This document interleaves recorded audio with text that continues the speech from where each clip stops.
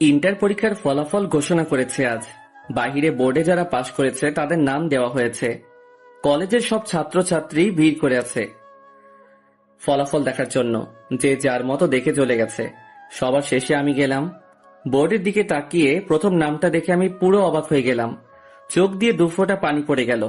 এ পানি কষ্টের না, খুশির পানি। কারণ আমি প্রথম হয়েছি। তারপর কলেজ থেকে বাজারে চলে আসলাম। দোকান থেকে আধা কেজি মিষ্টি কিনলাম, কারণ আমার কাছে বেশি টাকা ছিল না। আমরা অনেক গরিব। কয়টা টিউশনি করিয়ে নিজের পড়ালেখার খরচ, সংসারের খরচ চালাতে হয়। একটা নতুন জামা কাপড় কিনতে পারি না, পরিবারের কাউকেও কিনে দিতে পারি না। সবাই পুরনো জামা কাপড় পরে থাকে। তো যাই হোক, বাসায় যেতে যেতে আপনাদের পরিচয়টা দিয়ে দেই। আমাকে সবাই চিনেন। তারপর বলছি, আমি রাসেল, এবার ইন্টার পাস করেছি। পরিবারে আম্মু আর একটা কিউট বোন আছে। আব্বু আজ 2 বছর আগে মারা যায়।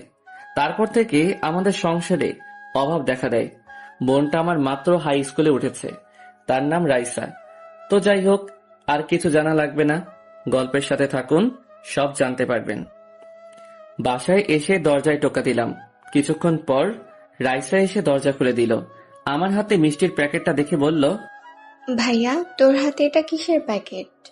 আর আজকে তোর রেজাল্টের কি খবর? আমি এবারও প্রথম হয়েছি রাইসা, তাই বাজার থেকে মিষ্টি কিনে নিয়ে আসলাম। বেশি মিষ্টি আনতে পারি নাই, আমার কাছে টাকা বেশি ছিল না। তোকে কেউ মিষ্টি আনতে বলেছে? তুই প্রথম হয়েছিস, এই নিয়ে আমরা অনেক খুশি হয়েছি। আচ্ছা ঠিক আছে, আগে বল আম্মু কোথায়? আম্মু রান্না করতে আছে, চল আম্মুকে খুশির সংবাদটা দিয়ে আসি। ঠিক আছে চল। আম্মুর কাছে গিয়ে খুশির সংবাদটা দিলাম। আম্মু খুশিতে কান্না করে দিল। আর যদি তোর আব্বু বেঁচে থাকতো তাহলে অনেক খুশি হতো। আম্মু কান্না করো না, তোমার কান্না আমি সহ্য করতে পারি না। এই খুশির দিনে কেউ কাঁদে? আম্মুর চোখের পানি মুছে দিলাম। তারপর তিনজনে মিলে মিষ্টি খেলাম। রাতে শুয়ে শুয়ে ভাবছি, ইন্টার তো পাশ করেছি, কমার্সে ভর্তি হব কেমন করে? হাতে তো একটা টাকাও নেই। হঠাৎ আমার হাতের মোবাইলে একটা মেসেজ আসলো। মেসেজটা দেখে আমি অনেক খুশি হয়ে গেলাম। আবার চিন্তাতে পড়ে গেলাম, কারণ আমি কিছুদিন আগে একটা পত্রিকায় দেখলাম সেনাবাহিনীতে লোক নিয়োগ বিজ্ঞপ্তি। তারপর আমার এক বন্ধু রাফি, তার কাছ থেকে 500 টাকা নিয়ে ফর্ম পূরণ করলাম। কিন্তু আমি যে সিলেক্ট হব ভাবতেই পারিনি, তাই খুশি হয়ে গেলাম। কিন্তু চিন্তায় পড়লাম, কারণ আমি যদি ট্রেনিং এ না টিকি তাহলে তো সব স্বপ্ন বৃথা যাবে। আমি ছোটকাল থেকে স্বপ্ন দেখে আসছি আমি আর্মি অফিসার হব, কিন্তু বাবা মারা যাওয়ার পর সব স্বপ্ন ভেঙে গেল। আজ 3 মাস পর দেখতে দেখতে সেই দিনটা চলে এসেছে। মানে আজকে বলবে কারা কারা সেনাবাহিনীতে সিলেক্ট হয়েছে। আপনারা হয়তো বলবেন আমি কখন ট্রেনিং দিতে এসেছি। আমার মোবাইলে যেদিন মেসেজ আসে এর 2 দিন পর আমি ট্রেনিং দিতে চলে আসি। আর রাফিকে বলে আসি আমার মা বোনকে দেখে রাখার জন্য। এখানে আসার সময় মোবাইলটা গাড়িতে রেখে এসেছি, কারণ এখানে নাকি ট্রেনিং এর সময় মোবাইল চালাতে পারবে না। ক্যাম্পে ইন্টারনেট থেকে 2 মিনিট কথা বলতে দিত, তাও 3-4 দিন পর একদিন। ওই 2 মিনিট কথা বলে রেখে দিলাম। তো যাই হোক, আমরা ট্রেনিং দিচ্ছি 250 জন। এখান থেকে লোক নিবে 7 জন। সবাইকে একটা জায়গায় দাঁড়াতে বলল। সবাই একটা জায়গায় দাঁড়িয়ে গেল। আমি দাঁড়িয়ে দাঁড়িয়ে আল্লাহকে স্মরণ করতে লাগলাম। আল্লাহ, তুমি আমার উপর রহম করো, আমার যেন সিলেক্ট হয়ে পরিবারের মুখে হাসি ফোটাতে পারি। এখানে সেনাবাহিনীর প্রধান এবং আরো বড় বড় কর্মকর্তা উপস্থিত আছেন। তারপর একজন আর্মি অফিসার সেনাবাহিনীর প্রধানের হাতে নামের লিস্ট তুলে দিলেন। তারপর প্রধান দাঁড়িয়ে মাইকের সামনে এসে প্রথম যার নামটা বলল, শুনে আমি মাটিতে বসে পড়লাম। আমার খুশিতে চোখের পানি চলে এসেছে। তার মানে 250 জনের ভিতরে আমি প্রথম হলাম। তারপর বাকিদের নাম বলল। তারপর যারা যারা সিলেক্ট হয়েছে তাদের বলল 7 দিন পর জয়েন করতে। আর সবাইকে সেনাবাহিনীর পোশাক দিয়ে দিল সাথে, বাড়ির থেকে আসার সময় পরে আসার জন্য। আজ আমার স্বপ্ন পূরণ হয়েছে। রুমে এসে জামা কাপড় গুছিয়ে নিয়ে ক্যাম্প থেকে বেরিয়ে বাস কাউন্টারে চলে আসলাম। একজন ভাইয়ের মোবাইল থেকে রাফির মোবাইলে কল দিলাম। আসসালামু আলাইকুম, কে বলছেন? আমি রাসেল বলছি। কেমন আছিস তুই? আম্মু আর রাইসা তারা কেমন আছে? আলহামদুলিল্লাহ, আমিও ভালো আছি। তুই কেমন আছিস? আন্টি আর রাইসা তারাও ভালো আছে। এটা কার নাম্বার? নাম্বার দেখে মনে হচ্ছে মোবাইল থেকে ফোন দিলি। এটা একটা ভাইয়ার নাম্বার। তোকে যে কারণে ফোন দিছি, একটা খুশির সংবাদ আছে। আমি সেনাবাহিনীতে সিলেক্ট হয়ে গেছি। আজকে বাড়িতে আসতেছি। এটা অনেক খুশির সংবাদ। আমি এক্ষুনি আন্টিকে বলছি। আন্টি শুনলে অনেক খুশি হয়ে যাবে রে। আম্মুকে এখন কিছু বলিস না। আমি বাড়িতে গিয়ে সারপ্রাইজ দিব আর খুশির সংবাদটা দিব। তাহলে ঠিক আছে। রাফি, আমার কিছু টাকা লাগবে। তোর কাছে আমি অনেক ঋণী হয়ে গেলাম রে। আজ 3 মাস ধরে আমার মা বোনকে দেখে রেখেছিস।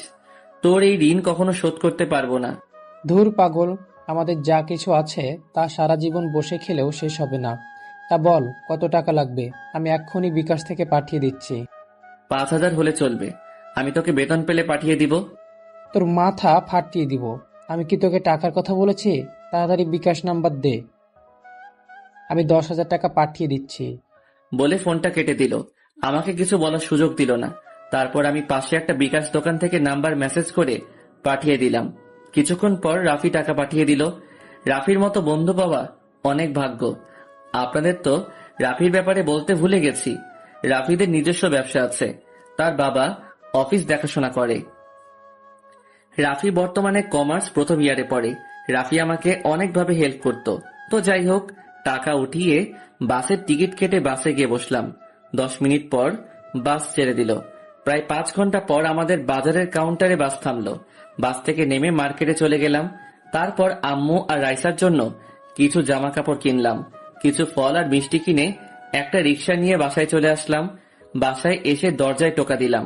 রাইসা এসে দরজা খুলে দিল। আমাকে দেখে সাথে সাথে জড়িয়ে ধরে কান্না করে দিল। আমিও কান্না করে দিলাম, কারণ আজ 3 মাস তাদের থেকে দূরে ছিলাম। কেমন আছিস ভাইয়া?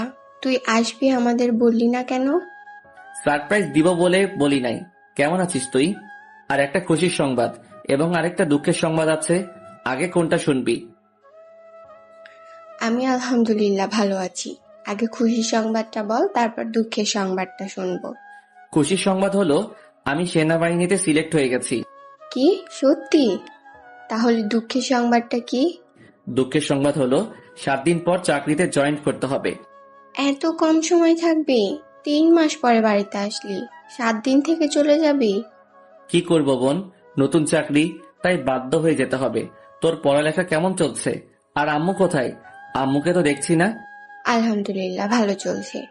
রাফি ভাইয়া সবসময় আমাদের খেয়াল রেখেছে। আম্মু পাশের বাসার আন্টির বাসায় গেছে।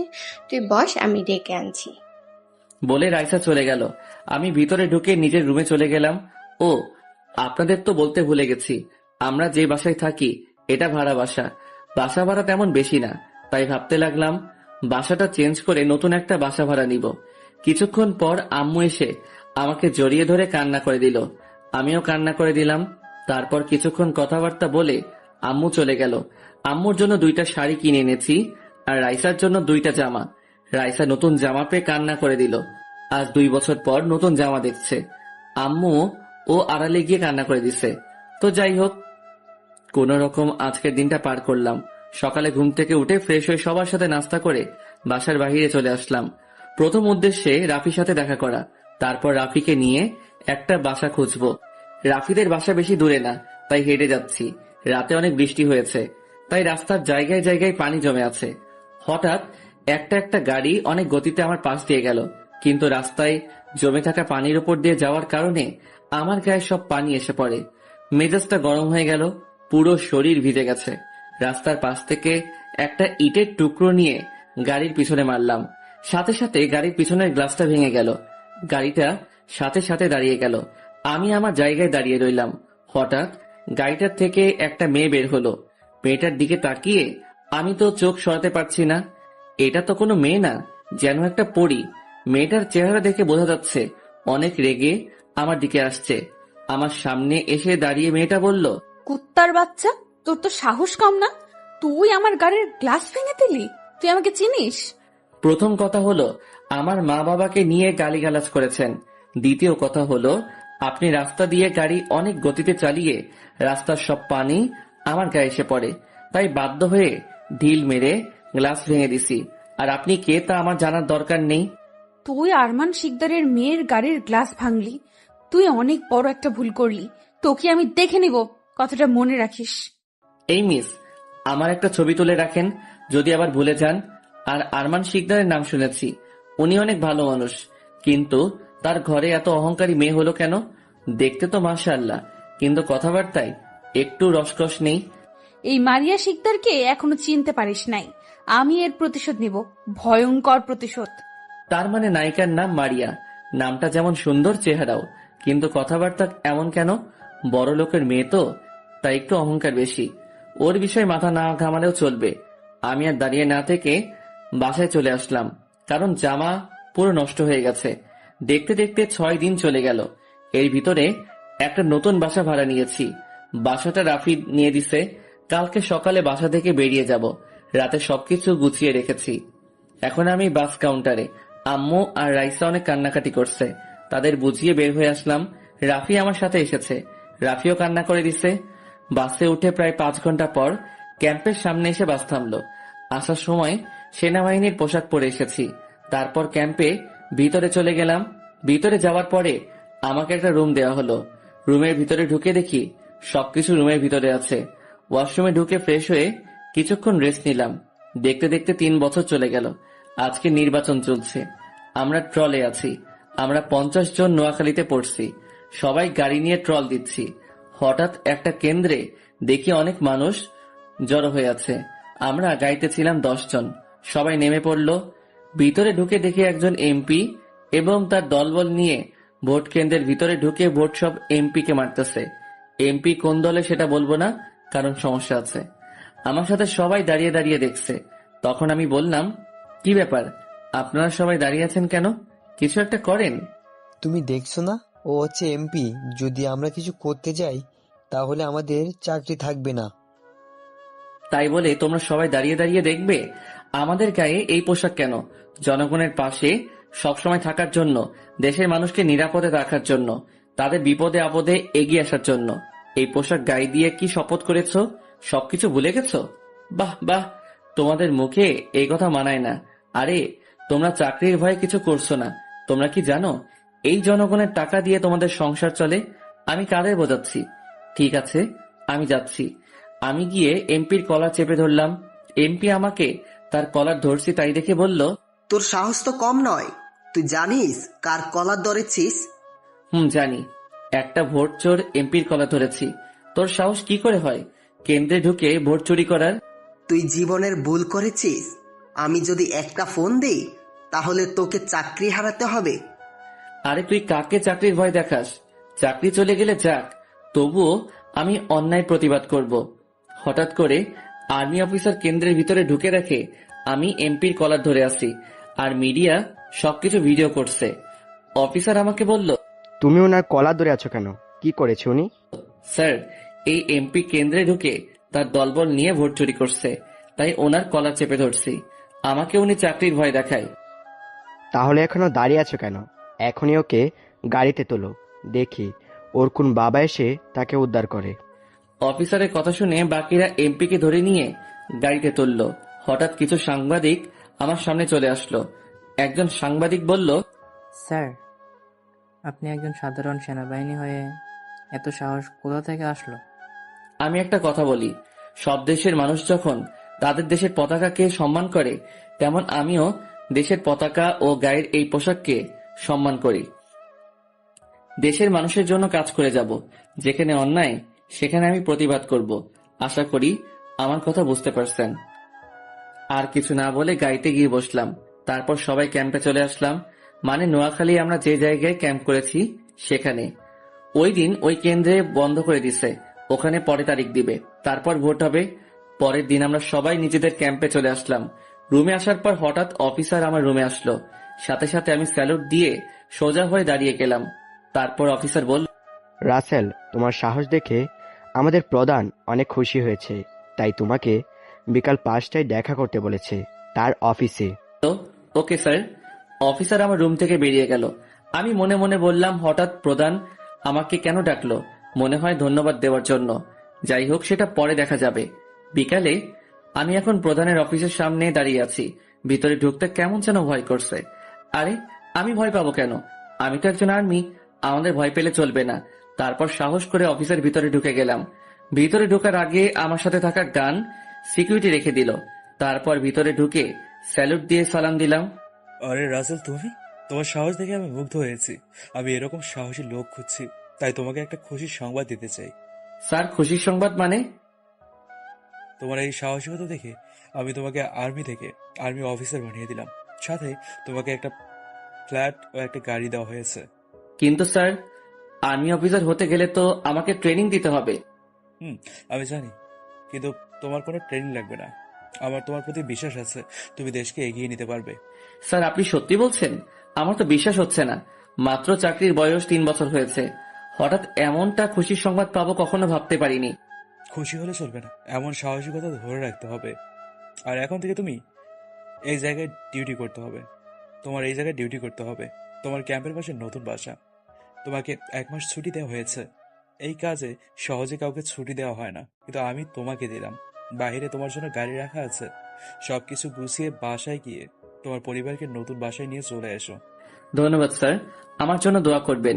আমি যেন সারা জীবন এভাবে কাজ করে যেতে পারি। আমার দোয়া সবসময় তোমার সাথেই আছে। আর আমার নাম্বার নিয়ে যাও। যদি কোনো সমস্যা বা লোকের প্রয়োজন হয় তাহলে আমাকে একটা ফোন দিও, কেমন? আর তোমাকে 2 লক্ষ টাকা পুরস্কার দেওয়া হয়েছে। আর হ্যাঁ, এই গানটা রাখো। আর্মি অফিসার এটা সবসময় সাথে রাখে, বুঝলে মাইসান? ঠিক আছে স্যার। তারপর স্যারের নাম্বার, টাকা, গাড়ির চাবি আর গানটা পকেটে নিয়ে অফিস থেকে বেরিয়ে আসলাম। আর এখন আমার যে জায়গায় ডিউটি করতে হবে সেটা আমার বাসা থেকে কাছেই। রুমে এসে সবকিছু গুছিয়ে ক্যাম্প থেকে বেরিয়ে গাড়ি নিয়ে বাসায় যেতে লাগলাম। প্রায় 4 ঘন্টা পর নিজের ঠিকানায় চলে আসলাম। বাসায় যেতে এখনো 20 মিনিট লাগবে। কাউকে জানাই নাই আমি যে বাসায় আসতেছি। হঠাৎ রাস্তার পাশে একটা মেয়েকে দেখে আমি পুরো অবাক হয়ে গেলাম। এ আর কেউ নয়, এ হচ্ছে মেয়েটাকে পরবর্তী পর্বে জানতে পারবেন। যদি ভালোবাসাকে মৌচাক ধরি তাহলে বিশ্বাস হলো মৌমাছি, কেননা উভয়ের বিশ্বাসের মাধ্যমেই ভালোবাসার অমৃত মধু পাওয়া যায়। একজন প্রকৃত প্রেমিক শত শত মেয়েকে ভালোবাসে না, বরং সে একটি মেয়েকেই শত উপায়ে। হঠাৎ রাস্তার পাশে একটা মেয়েকে দেখে আমি পুরো অবাক হয়ে গেলাম। এ আর কেউ নয়, এ হচ্ছে ওই মেয়েটা যে 3 বছর আগে আমার সাথে খারাপ ব্যবহার করেছে, মারিয়া শিকদার। মারিয়াকে দেখে একটা রিকশা চালকের সাথে তর্ক বিতর্ক করছে। হঠাৎ মারিয়া রিকশা চালকের গালে একটা থাপ্পড় মেরে দিল। রাস্তার সব মানুষ জড়ো হয়ে গেছে। আমি গাড়ি পার্কিং করে ওখানে গেলাম। ভিতরে ঢুকে দেখি মারিয়া রিকশা চালককে নানান ভাষায় গালিগালাজ করছে। আমার মেজাজ খারাপ হয়ে গেল। সবাই শুধু তামাশা দেখতেছে, কেউ কিছু বলার সাহস পায় না, কারণ একজন বিজনেসম্যানের মেয়ে মারি। আমি মারিয়ার সামনে গিয়ে ঠাস করে 2 গালে 2টা থাপ্পড় মেরে দিলাম। সবাই আমার দিকে অবাক চোখে তাকিয়ে আছে। হয়তো ভাবছে ছেলেটার এত বড় সাহস। আরমান শিকদারের মেয়ের গায়ে হাত তুলেছি। মারিয়া গালে হাত দিয়ে বলল, তোর এত বড় সাহস, তুই আমার গায়ে হাত তুলছিস? তোকে আমি অনেক জায়গায় খুঁজেছি কিন্তু কোথাও পাইনি। আজকে তোর খবর আছে। বলে যেই না আমার গায়ে হাত তুলবে আমি তখন মারিয়ার হাত ধরে ফেলি। হঠাৎ কিছু পুলিশ সামনে চলে এসেছে। ম্যাডাম, এখানে কি হয়েছে? আর আপনার গালে কিসের দাগ? এই কুত্তার বাচ্চা আমার গায়ে হাত তুলেছে। এই জানোয়ারটাকে জেলে নিয়ে এমন শিক্ষা দিবে যেন সারা জীবন মনে রাখে এই মারিয়া শিকদারের গায়ে হাত তোলার পরিণাম কত ভয়ানক। ঠিক আছে ম্যাডাম, আপনি কোনো চিন্তা করবেন না, এটাকে আমরা নিয়ে যাচ্ছি। বলে আমার কলার ধরে নিয়ে আসতে লাগলো। তখন আমি ওসিকে বললাম, আপনার মোবাইল ফোনটা দেওয়া যাবে? শুধু 1 মিনিট কথা বলবো। কেন রে, তোর কোন বাপের কাছে ফোন দিবি? আমার কাছে তোর কোনো বাপের খানা নেই। তাই না, তাহলে মোবাইলটা দেই, তারপর দেখি তুই আমার কি করতে পারিস। আসলে আমি মোবাইলটা গাড়িতে রেখে আসছি, তাই ওর কাছে মোবাইল চাইছি। ঠিক আছে, নে মোবাইল, দেখি তোর বাপকে। আমি মোবাইলটা হাতে নিয়ে সেনাবাহিনীর প্রধানের মোবাইলে ফোন দিলাম। তারপর আমি সব খুলে বললাম। স্যার বলল ওসির কাছে মোবাইল দিতে। আমি ওসির কাছে মোবাইল দিয়ে বললাম এবার কথা বলার জন্য। ওসি স্যারের সাথে কথা বলে আমার পায়ে পড়ে গেল। স্যার, আমার ভুল হয়ে গেছে, আমাকে আপনি ক্ষমা করে দেন। পা ছেড়ে আগে দাঁড়া। না স্যার, আগে বলেন আপনি আমাকে ক্ষমা করছেন কিনা। তোকে বলছি না দাঁড়াতে। আমার ধমক শুনে ওসি দাঁড়িয়ে গেল, আর আমি ঠাস করে 2টা থাপ্পড় মেরে দিলাম। তোদের মতো জানোয়ারদের কারণে সাধারণ মানুষ রাস্তাঘাটে চলতে পারে না। এই তোদের মতো কিছু পুলিশের কারণে বাকি পুলিশদের বদনাম হয়, তোরা দেশের শত্রু। তবে আজকে আমি তোকে মাফ করে দিলাম। যদি আর কোনোদিন যদি দেখি তুই মানুষের সাথে খারাপ ব্যবহার করেছিস, তখন তোকে কেউ খুঁজে পাবে না, কথাটা মনে রাখিস। বলে ওখান থেকে চলে আসলাম। তারপর গাড়ি নিয়ে সোজা বাসায় চলে আসলাম। আসার সময় কিছু কেনাকাটা করলাম বাসার জন্য। বাসায় এসে কলিং বেল চাপ দিলাম। আম্মু এসে দরজা খুলে দিল। আম্মু আমাকে জড়িয়ে ধরে কান্না করে দিল। তুই বাসায় আসবি, আমাদের একটু বলিস নাই কেন? তাহলে তোমাকে সবকিছু খুলে বলি। তারপর আম্মুকে নির্বাচন থেকে প্রধানের সাথে যা কিছু হয়েছে সব খুলে বলছি। তার মানে তুই এখন আর্মি অফিসার? আম্মু, আমাকে নতুন একটা ফ্ল্যাট দেওয়া হয়েছে, সাথে একটা গাড়ি। কালকে নতুন বাসায় উঠবো। ঠিক আছে বাবা, ভেতরে আয়। তুই ফ্রেশ হয়ে আয়, আমি টেবিলে খাবার দিচ্ছি। ঠিক আছে আম্মু, কিন্তু আমার পাগলি বোনটা কোথায়? আজ ওদের স্কুলে কিসের একটা অনুষ্ঠান হবে, তাই স্কুলে গেছে। কিন্তু এখনো আসছে না কেন? মনে হয় অনুষ্ঠান শেষ হয়নি এখনো। তুই গিয়ে ফ্রেশ হয়ে আয়, হয়তো কিছুক্ষণের মধ্যেই চলে আসবে। ঠিক আছে আম্মু, আমি রুমে গেলাম। এই জিনিসগুলো তোমার রুমে নিয়ে ঠিক আছে। যাও। আমি আর কোনো কথা না বলে রুমে চলে আসলাম। রুমে এসে হাতে ব্যাগটা বিছানায় রেখে ওয়াশরুমে ঢুকে গেলাম। ফ্রেশ হয়ে বেরিয়ে আসার পর হঠাৎ রাইসা এসে আমাকে জড়িয়ে ধরলো। কেমন আছিস ভাইয়া? তুই 3 বছর আগেও কাউকে না বলে বাসায় এসেছিস, আবার আজকেও করেছিস। তুই এমন কেন ভাইয়া? তোদের সারপ্রাইজ দিব বলে বলি না, আর আমি আসার কথা শুনলে যদি আসতে লেট হয় তাহলে তোরা টেনশন করবি, তাই তোদেরকে বলি না। ঠিক আছে, এখন বল আমার জন্য কি এনেছিস? আম্মুর রুমে আছে। আর আরেকটা খুশির সংবাদ আছে, সেটা হলো আমি এখন একজন আর্মি অফিসার। কে? সত্যি? তাহলে এখন আমি আর্মি অফিসারের কিউট পাগলি ছোট বোন? আর আজকে তোর স্কুল থেকে আসতে রাত হলো কেন? আজকে স্কুলে একটা অনুষ্ঠান হয়েছে, শেষ হতে হতে রাত হয়ে গেছে, তাই আসতে লেট হয়ে গেছে। ও, তাহলে যা, ফ্রেশ হয়ে আয়, একসাথে খাবার খাবো। ঠিক আছে ভাইয়া। রাতে সবাই একসাথে মিলে খাবার খেলাম। তারপর রুমে এসে মোবাইল থেকে রাফিকে ফোন দিলাম। কিরে, কেমন আছিস তুই?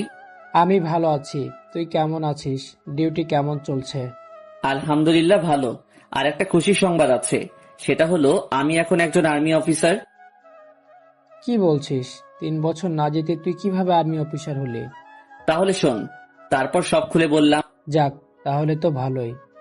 আরো কিছুক্ষণ কথা বলে কেটে দিলাম ফোন। কিছুক্ষণ মোবাইলটা টিপে ঘুমিয়ে গেলাম। সকালে ঘুম থেকে উঠে নাস্তা করে বাসার সবকিছু গুছিয়ে একটা গাড়িতে করে সব নিয়ে নতুন বাসায় যাচ্ছি। রাইসা, আম্মু, আমি নিজের গাড়িতে করে যাচ্ছি। কিছুক্ষণ পর নতুন বাসায় এসে পৌঁছে গেলাম। গাড়ি থেকে নামার পর সিকিউরিটি এসে দরজা খুলে দিল আর জিনিসপত্রগুলো গাড়ি থেকে নামিয়ে ভিতরে নিয়ে গেল। বাসার ভিতরে ঢুকে দেখি অনেকটা সুন্দর বাসা। আম্মু এবং রাইসার অনেক পছন্দ হয়েছে বাসা। সিকিউরিটি বাসার ভিতরে সব গুছিয়ে দিয়ে গেছে। তারপর আমি একজন সিকিউরিটির হাতে টাকা দিয়ে বললাম আমাদের জন্য রেস্টুরেন্ট থেকে খাবার নিয়ে আসতে। কিছুক্ষণ পর সিকিউরিটি এসে খাবার দিয়ে গেল। বাহিরে তারা 5-6 জনের মতো আছে, তাদেরও খাবার দিলাম। বাকি খাবারগুলো আমরা খেলাম। এই বাসা থেকে আমার ক্যাম্প আর রাইসার স্কুল কাছে আছে। তো রাতের খাবার খেয়ে রুমে এসে কিছুক্ষণ মোবাইল টিপে ঘুমিয়ে গেলাম। পরের দিন বিকালে আমি, আম্মু আর রাইসা গাড়ি নিয়ে ঘুরতে বের হলাম। অনেক জায়গায় ঘুরেছি। একটা পার্কের সামনে এসে গাড়ি পার্কিং করে ভিতরে ঢুকলাম। পার্কটার ভিতরে অনেক সুন্দর। 3 জনে ঘুরে ঘুরে দেখতে লাগলাম। হঠাৎ একটা জায়গায় চোখ পড়লো। মারিয়া শিকদারের মতো একটা মেয়েকে দেখা যাচ্ছে, কয়েকটা মেয়ের সাথে বসে আড্ডা দিচ্ছে। আর একটা কথা, এই পার্কে বড়লোক ছাড়া কেউ ঢুকতে পারে না। আমি আমার কার্ড দেখাইছি সিকিউরিটি গার্ডকে, তারপর আমাদের ঢুকতে দিছে। আম্মু, তুমি আর রাইসা চারপাশটা একটু ঘুরে দেখো, আমি কিছুক্ষণের মধ্যে আসছি। ভাইয়া তুই কোথায় যাবি? আমি যাব আর আসবো, তুই আম্মুকে নিয়ে এখানে থাক। আমি সোজা গিয়ে মারিয়ার পাশে গিয়ে বসলাম। মারিয়া আমাকে দেখে হয়তো অবাক হচ্ছে। আমাকে জেলে নেওয়ার পরেও তার সামনে আসছি এবং তার সাথে বসছি। মারিয়া চোখ গরম করে বলল, তোর সাহস তো কম নয়, তুই আমার পাশে এসে বসলি। তোর কি শিক্ষা হয়নি জেলে গিয়ে, নাকি আবার পাঠাতে হবে? আর সব থেকে বড় কথা হলো, তুই এই পার্কে কিভাবে ঢুকলি? এখানে তো বড় লোক ছাড়া কেউ ঢুকতে পারে না। কেন শুধু বড় লোকেরা ঢুকতে পারবে, আমি পারবো না? আর কি যেন বলছিলে, পুলিশ আমাকে জেলে নেওয়ার পর আমার শিক্ষা হয়নি? আরে তোর পুলিশ আমার কিছুই করতে পারে নাই। তুই কে রে যে পুলিশ তোকে কিছু করতে পারবে না? তুই মনে হয় অনেক বড় মাস্তান, তাই তোকে ভয় পাই বুঝি। তোমার যেটা মনে হয়। আচ্ছা, তোমার এত কিসের অহংকার? বাবার টাকা পয়সা গাড়ি বাড়ি আছে তাই? তোমার মনে কি একটু ভালোবাসা নেই? মানুষের সাথে ভালো ব্যবহার করতে পারো না? না, আমি পারি না। আমি গরিবদের ঘৃণা করি, তাদের শরীর থেকে গন্ধ আসে। গরিবরা কি মানুষ না? আজ তাদের কারণে এত বড় বাড়িতে থাকতে পারছো, তাদের কারণে দামি গাড়ি নিয়ে চলতে পারো, তাদের কারণে দামি রেস্টুরেন্টে খাবার খেতে পারো, তারপরেও তুমি তাদের ঘৃণা করো। একবার মন থেকে ভালোবাসা দিয়ে কথা বলো, দেখবে তোমার মতো সুখী কেউ হবে না। কথাটা মনে রেখো। কথাগুলো বলে সেখান থেকে চলে আসলাম। মারিয়া কিছু বলল না, শুধু আমার কথাগুলো মন দিয়ে শুনেছে। আম্মু আর রাইসার কাছে আসার পর, কে রে, এতক্ষণ কোথায় ছিলি?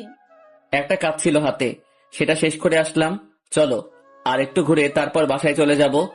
আর একটু ঘুরে পার্ক থেকে বেরিয়ে এসে গাড়ি নিয়ে একটা রেস্টুরেন্টে গেলাম। রেস্টুরেন্ট থেকে খাবার খেয়ে বাসায় চলে আসলাম। আস্তে আস্তে রাত 10টা বেজে গেছে। বাসায় এসে যে যার রুমে চলে গেলাম। দেখতে দেখতে 10 দিন চলে গেছে। এর মাঝে আর মারিয়ার সাথে দেখা হয়নি। রাতে রাফির সাথে আড্ডা দিয়ে গাড়ি নিয়ে বাসায় আসার সময় হঠাৎ কোনো মেয়ের চিৎকার শুনতে পেলাম। আমি গাড়ি একপাশে দাঁড় করিয়ে গাড়ি থেকে নেমে চারপাশে তাকাতে লাগলাম।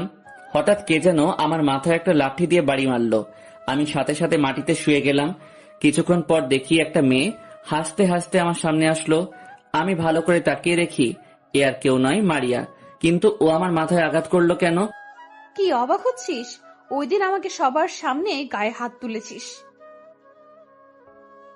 পার্কে গিয়ে আমাকে ভালোবাসা শিখাইতে গেছিলি। আমি শুনছি পুলিশ তোর কিছুই করতে পারে নাই। কি জন্য পারে নাই সেটা আমাকে বলে নাই, কিন্তু আজকে তোকে বুঝিয়ে দিব মারিয়া শিকদার কি জিনিস। তারপর তার সাথে কিছু ছেলে ছিল, সবগুলোকে বলল আমাকে মারার জন্য। আমি তাদের কিছুই করতে পারি নাই, কারণ আমার মাথায় অনেক জোরে বাড়ি মারার কারণে অনেক ব্যথা পেয়েছি। তা না হলে ওদের মতো 10-12টা আমার কিছুই করতে পারবে না। তারা আমাকে মারা বন্ধ করে দিল, কারণ আমি তাদের মাইরে জ্ঞান হারিয়ে ফেলেছি। তখন আর কিছুই মনে নেই। যখন আমি চোখ খুললাম তখন দেখি আমি হাসপাতালের কেবিনে। আমার পাশে বসে আছে রাইসা আর আম্মু। আমাকে চোখ খুলতে দেখে আম্মু বলল, কে রে বাবা, তোর জ্ঞান ফিরেছে? আজ 3 দিন পর তোর জ্ঞান ফিরেছে। ডাক্তার তো আশাই ছেড়ে দিয়েছে, কিন্তু আল্লাহ তোকে বাঁচিয়ে রেখেছে। সরি। কে রে বাবা, তোর জ্ঞান ফিরেছে? আজ 3 দিন পর তোর জ্ঞান ফিরেছে। ডাক্তার তো আশাই ছেড়ে দিয়েছে, কিন্তু আল্লাহ তোকে বাঁচিয়ে দিয়েছে। ভাইয়া, তোর এই অবস্থা কি করে হলো? আমার অনেক কষ্ট হয়েছে। যখন ডাক্তার তোর বেঁচে থাকার আশা ছেড়ে দিয়েছে, আমি আল্লাহর কাছে প্রার্থনা করে বলেছি আমার ভাইয়াকে ফিরিয়ে দাও। আল্লাহ আমার মোনাজাত কবুল করেছে। আম্মু আর রাইসার চেহারার দিকে তাকিয়ে দেখি কেমন শুকিয়ে গেছে। মনে হয় খাওয়া দাওয়া ঠিকভাবে করে নাই। আচ্ছা, আমাকে হাসপাতালে আনছে কে? আমি তোকে রাস্তা থেকে তুলে হাসপাতালে নিয়ে এসে ভর্তি করিয়ে দিয়েছি। আমি তো রাস্তায় পড়েছিলাম। তুই ওখানে কিভাবে গেলি? আসলে গতকাল রাতে ভুল করে তোর গাড়ির ভিতরে আমার মোবাইলটা রেখে বাসায় চলে গেছি। হঠাৎ মোবাইলের কথা মনে হলো, কিন্তু কোথাও পাচ্ছি না। তাই আব্বুর মোবাইল থেকে আমার মোবাইলে ফোন দিলাম, কিন্তু তুই ফোন ধরলি না। তাই বাসা থেকে গাড়ি নিয়ে বেরিয়ে আসি তোর বাসার উদ্দেশ্যে। হঠাৎ রাস্তার পাশে তোর গাড়ি দেখে দাঁড়িয়ে যাই। তোর গাড়ির কাছে গিয়ে দেখি তুই রাস্তায় পড়ে আছিস। তোর পুরো শরীরে রক্ত ভরা ছিল। ডাক্তার তো আশা ছেড়েই দিয়েছিল। ও আচ্ছা রাফি, বাইরে থেকে খাবার নিয়ে আয়। আমি জানি আমার টেনশনে আম্মু আর রাইসা ঠিকভাবে খাওয়া দাওয়া করে নাই। ঠিক আছে, আমি এখনই নিয়ে আসছি। রাফি খাবার আনতে চলে গেল। তখন রাইসা বলল, ভাইয়া, তুই তো বললি না তোর এই অবস্থা কে করেছে? আরে কিছু ছিনতাইকারী ধরেছে আমাকে। আমার সবকিছু নিয়ে যেতে চেয়েছে। আমি একটু জোরাজোরি করছি, তারপর ওরা আমাকে পিটিয়ে চলে গেল। সত্যটা বললাম না, কারণ আমি মারিয়াকে দেখে নিব। কিছুক্ষণ পর রাফি খাবার নিয়ে আসলো। আম্মু নিজের হাতে আমাকে খাইয়ে দিতে লাগলো। তারপর সবাই খাওয়া দাওয়া করার পর রাফি বলল, আন্টি চলেন, আপনাকে আর আয়শাকে বাসায় দিয়ে আসি। আমি এসে রাসেলের পাশে থাকবো। 3 দিন ঠিকমতো খাওয়া দাওয়া ঘুম কিছুই যাননি। না, আমি ভাইয়াকে ছেড়ে বাসায় যাব না। তারপর আমি বোঝাই শোনাই বাসায় পাঠিয়ে দিলাম। এখন চিন্তা করছি মারিয়াকে কিভাবে শাস্তি দেওয়া যায়। ও হয়তো জানে না কার গায়ে হাত তুলেছে। এটার প্রতিশোধ আমি নিব। রাফির সাথে সবকিছু শেয়ার করব। আজ 2 দিন পর বাসায় নিয়ে আসলো আমাকে। এখন মোটামুটি সুস্থ আছি। স্যারের কাছে ফোন দিয়ে বলছি আমি অ্যাক্সিডেন্ট হয়েছি। তখন স্যার বলল সুস্থ হয়ে কিছুদিন রেস্ট নিয়ে ডিউটিতে আসতে। এবার আপনাদের বলি, মারিয়াকে যেদিন আমি প্রথম দেখি সেদিন থেকে তাকে পছন্দ করে ফেলি। চাকরিতে জয়েন করার পরও তার কথা মনে পড়ছে। বেশি মনে পড়তো রাতে শুতে গেলে। মারিয়ার চেহারাটা বারবার চোখের সামনে ভেসে উঠত। তারপর আমি বুঝতে পারলাম আমি তাকে ভালোবেসে ফেলেছি। এ কারণে ওই দিন ওর সাথে পার্কে নিজে থেকে কথা বলতে গেছি। কিন্তু মারিয়া যে এমন কিছু করবে আমি ভাবতে পারিনি। এটার প্রতিশোধ আমি নিয়ে ছাড়বো। এখন আমি তাকে ভালোবাসি না, আমি তাকে ঘৃণা করি। ওর মতো মেয়ের ভালোবাসা আমার দরকার নেই। যে মেয়ে মানুষকে মানুষ মনে করে না, সে মেয়ে কখনো কাউকে ভালোবাসতে পারে না। আজকের পর থেকে শুরু হবে আমার মিশন। অপেক্ষায় থেকো, কোন একদিন ফিরবো, যেদিন নিজের পায়ে দাঁড়াতে পারবো সেদিন। যে তোমার নীরবতার ভাষা বুঝে না, সে তোমার চিৎকারের ভাষাও বুঝবে না। যে মেয়ে মানুষকে মানুষ মনে করে না, সে মেয়ে কখনো কাউকে ভালোবাসতে পারে না। আজকের পর থেকে শুরু হবে আমার মিশন। দেখতে দেখতে 1 মাস চলে গেছে। এখন আমি পুরোপুরি সুস্থ। এর ভিতরে প্রধানের সাথে 2-3 বার ফোনে কথা হয়েছে। রাইসা সবসময় আমার খেয়াল রেখেছে। রাফি প্রতিদিন এসে দেখা করে যেত। হঠাৎ মোবাইল ফোনটা বেজে উঠল। তাকিয়ে দেখি প্রধানের ফোন। আসসালামু আলাইকুম স্যার, কেমন আছেন? আলহামদুলিল্লাহ, আমি ভালো আছি। তোমার এখন কি অবস্থা? স্যার এখন পুরোপুরি সুস্থ আছি। যাক, ভালো। তোমাকে একটা মিশনে যেতে হবে। আমাদের দেশে কিছু সন্ত্রাসী বর্ডার দিয়ে নারী পাচার, অবৈধ অস্ত্র, ড্রাগ, ইয়াবা পার করছে। পুলিশ, র্যাব, বিজিবি তাদের ধরতে গেছে, কিন্তু কেউ লাশ হয়ে, কেউ আহত হয়ে ফিরে এসেছে। তাই সরকার আমাদের উপর দায়িত্বটা দিয়েছে। আমি চাই তুমি এই মিশনে যাবে। তোমার যত লোক লাগে আমি পাঠিয়ে দিব। আমার বিশ্বাস তুমি এই মিশন সফল করে আসবে। ঠিক আছে স্যার, আমি এই মিশনে যাব। আপনি আমার জন্য দোয়া করবেন। আমি যেন সব সন্ত্রাসীকে ধরে আইনের আওতায় আনতে পারি। আমার জীবন দিয়ে হলেও লড়ে যাব। আরো কিছুক্ষণ কথা বলে রেখে দিলাম। কেমনে কি করতে হবে সবকিছু স্যার আমাকে বুঝিয়ে দিছে। মা আর রাইসাকে বুঝিয়ে পরের দিন ক্যাম্পে চলে গেলাম। স্যারের সাথে কথা বলে কিছু সেনাবাহিনী নিয়ে বর্ডারের উদ্দেশ্যে রওনা দিলাম। মিশন সফল করে তারপর মারিয়া শিকদারকে ভয়ঙ্কর শাস্তি দিব। 3 ঘন্টা পর গন্তব্যে পৌঁছে গেলাম। সন্ত্রাসীদের থেকে 1 কিলোমিটার দূরে আমরা অবস্থান করছি। এখানে একটা ক্যাম্প তৈরি করা হয়েছে। স্যার, এখন কি করবেন? আমরা এখন কিছু করব না। রাতে সবাই তাদের আস্তানায় যাব। তোমরা সবাই শরীরটা ঢেকে রাখবে গাছের পাতা দিয়ে, যাতে তোমাদের দেখতে না পারে। আমরা চারপাশে ঘেরাও করে ফেলবো। আর সবাই গুলিতে সাইলেন্স ব্যবহার করবে, যাতে গুলি করলে শব্দ বের না হয়। আর সবাই ওআরএস সাথে রাখবে। আমি বলার সাথে সাথে আক্রমণ করবে। স্যার, যদি আমাদের সামনে কেউ পড়ে তাহলে আমরা কি করব? ডাইরেক্ট গুলি করে নিবে। এদের মতো সন্ত্রাসীকে বাঁচিয়ে রাখার কোনো দরকার নেই। সবাই একসাথে বলল, ওকে স্যার। দেখতে দেখতে রাত 12টা বেজে গেছে। আমার সাথে আছে 20 জন সেনাবাহিনী। সবাই গাছের পাতা দিয়ে শরীরটা ঢেকে ফেলেছে। তারপর সবাইকে নিয়ে রওনা দিলাম। সন্ত্রাসীদের আস্তানাটা বর্ডারের পাশে একটা জঙ্গলের ভিতরে। সবাই গাড়ি থেকে নেমে জঙ্গলের ভিতরে ঢুকে গেলাম। সবাইকে বলে রেখেছি কোনো সমস্যা হলে ওআরএসে বলতে। আমরা ভিতরে ঢুকে দেখি একটা পুরনো বাড়ি, আর বাহিরে কিছু লোক পাহারা দিতে আসছে। সবাই চারপাশে ঘেরাও করে ফেললাম। হঠাৎ আমার পায়ের নিচে একটা শুকনো ডাল পড়ল, সাথে সাথে ভেঙে গেছে। ভাঙার শব্দ পেয়ে 2 জন লোক আমার দিকে আসতে লাগলো। যেই আমার সামনে চলে এলো, সাথে সাথে 2 জনকে গুলি করে দিলাম। তারা ছটফট করতে করতে মারা গেল। তারপর বাড়ির বাহিরে যারা ছিল তাদের মেরে সবাই একসাথে ভিতরে ঢুকে গেলাম। ভিতরে ঢুকে তো পুরো অবাক হয়ে গেলাম। দেখি অস্ত্র, ইয়াবা, ড্রাগস সব প্যাকেট করছে সন্ত্রাসীরা। তারপর সবাই গুলি করতে লাগলাম। সন্ত্রাসীরাও গুলি করতে লাগলো। তারা ছিল প্রায় 50 জনের মতো। একে একে সবগুলো সন্ত্রাসী গুলি খেয়ে মাটিতে গড়াগড়ি করতে করতে মারা গেল। হঠাৎ দেখি একটা সন্ত্রাসীর পায়ে গুলি লেগেছে। সে পালাতে চেষ্টা করছে। আমি গিয়ে তার কলার চেপে ধরলাম। বল, তোদের সাথে কে কে আছে, আর তোদের বসকে? বলতে দেরি, শুট করতে দেরি হলো না। তারপর সবাইকে বললাম সবকিছু বাহির করে নিতে। আমি ড্রাইভারকে বললাম গাড়ি নিয়ে আসতে। হঠাৎ একটা রুম থেকে মেয়েদের চিৎকার শোনা গেল। আমি রুমের দরজা খুলে দেখি অনেকগুলো মেয়েকে রুমে আটকে রেখেছে। তারপর সবাইকে নিয়ে বেরিয়ে আসলাম। পরে পুরো বাড়িতে আগুন ধরিয়ে দিলাম। ক্যাম্পে ফোন দিয়ে বললাম আরো কয়টা গাড়ি নিয়ে পাঠিয়ে দেওয়ার জন্য। রাতে সবকিছু নিয়ে থানায় জমা করে দিলাম। আর সবগুলো মেয়েকে থানায় রাখা হলো, সকালে সবাইকে যার যার বাসায় পাঠিয়ে দিবে। আমি রাতে ক্যাম্পে ছিলাম। সকালে প্রধানের ফোনে ঘুমটা ভেঙে গেল। আসসালামু আলাইকুম স্যার। ওয়ালাইকুম আসসালাম। তুমি একটু থানায় আসো, সব মিডিয়া বসে আছে। Okay sir.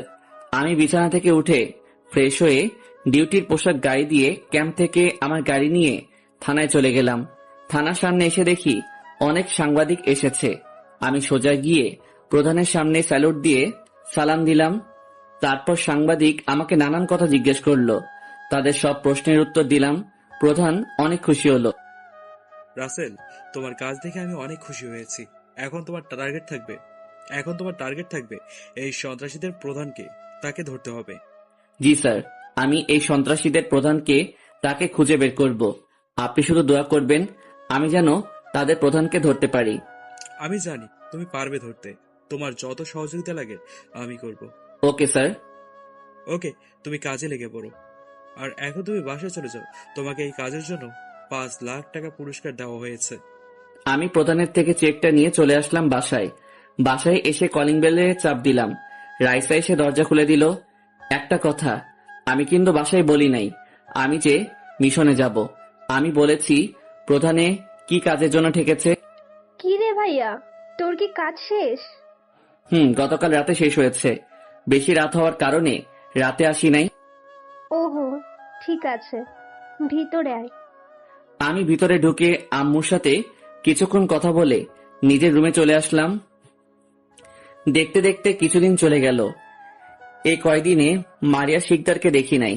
রাতে ক্যাম্প থেকে বাসায় ফিরছিলাম, হঠাৎ দেখি 3-4টা গাড়ি রাস্তার মাঝখানে দাঁড়িয়ে আছে। তারপর তারা আমার ওপরে গুলি মারা শুরু করলো।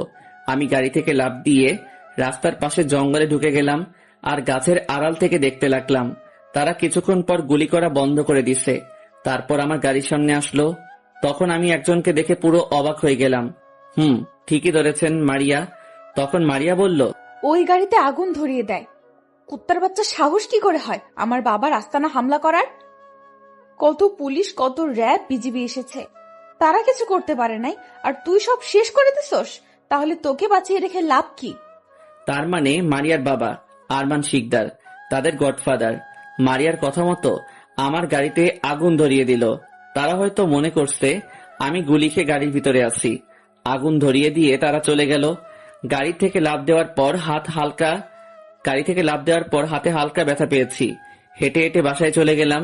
বাসায় এসে কলিং বেল চাপ দেওয়ার পর আম্মু দরজা খুলে দিল। কে রে, তোর আসতে দেরি কেন?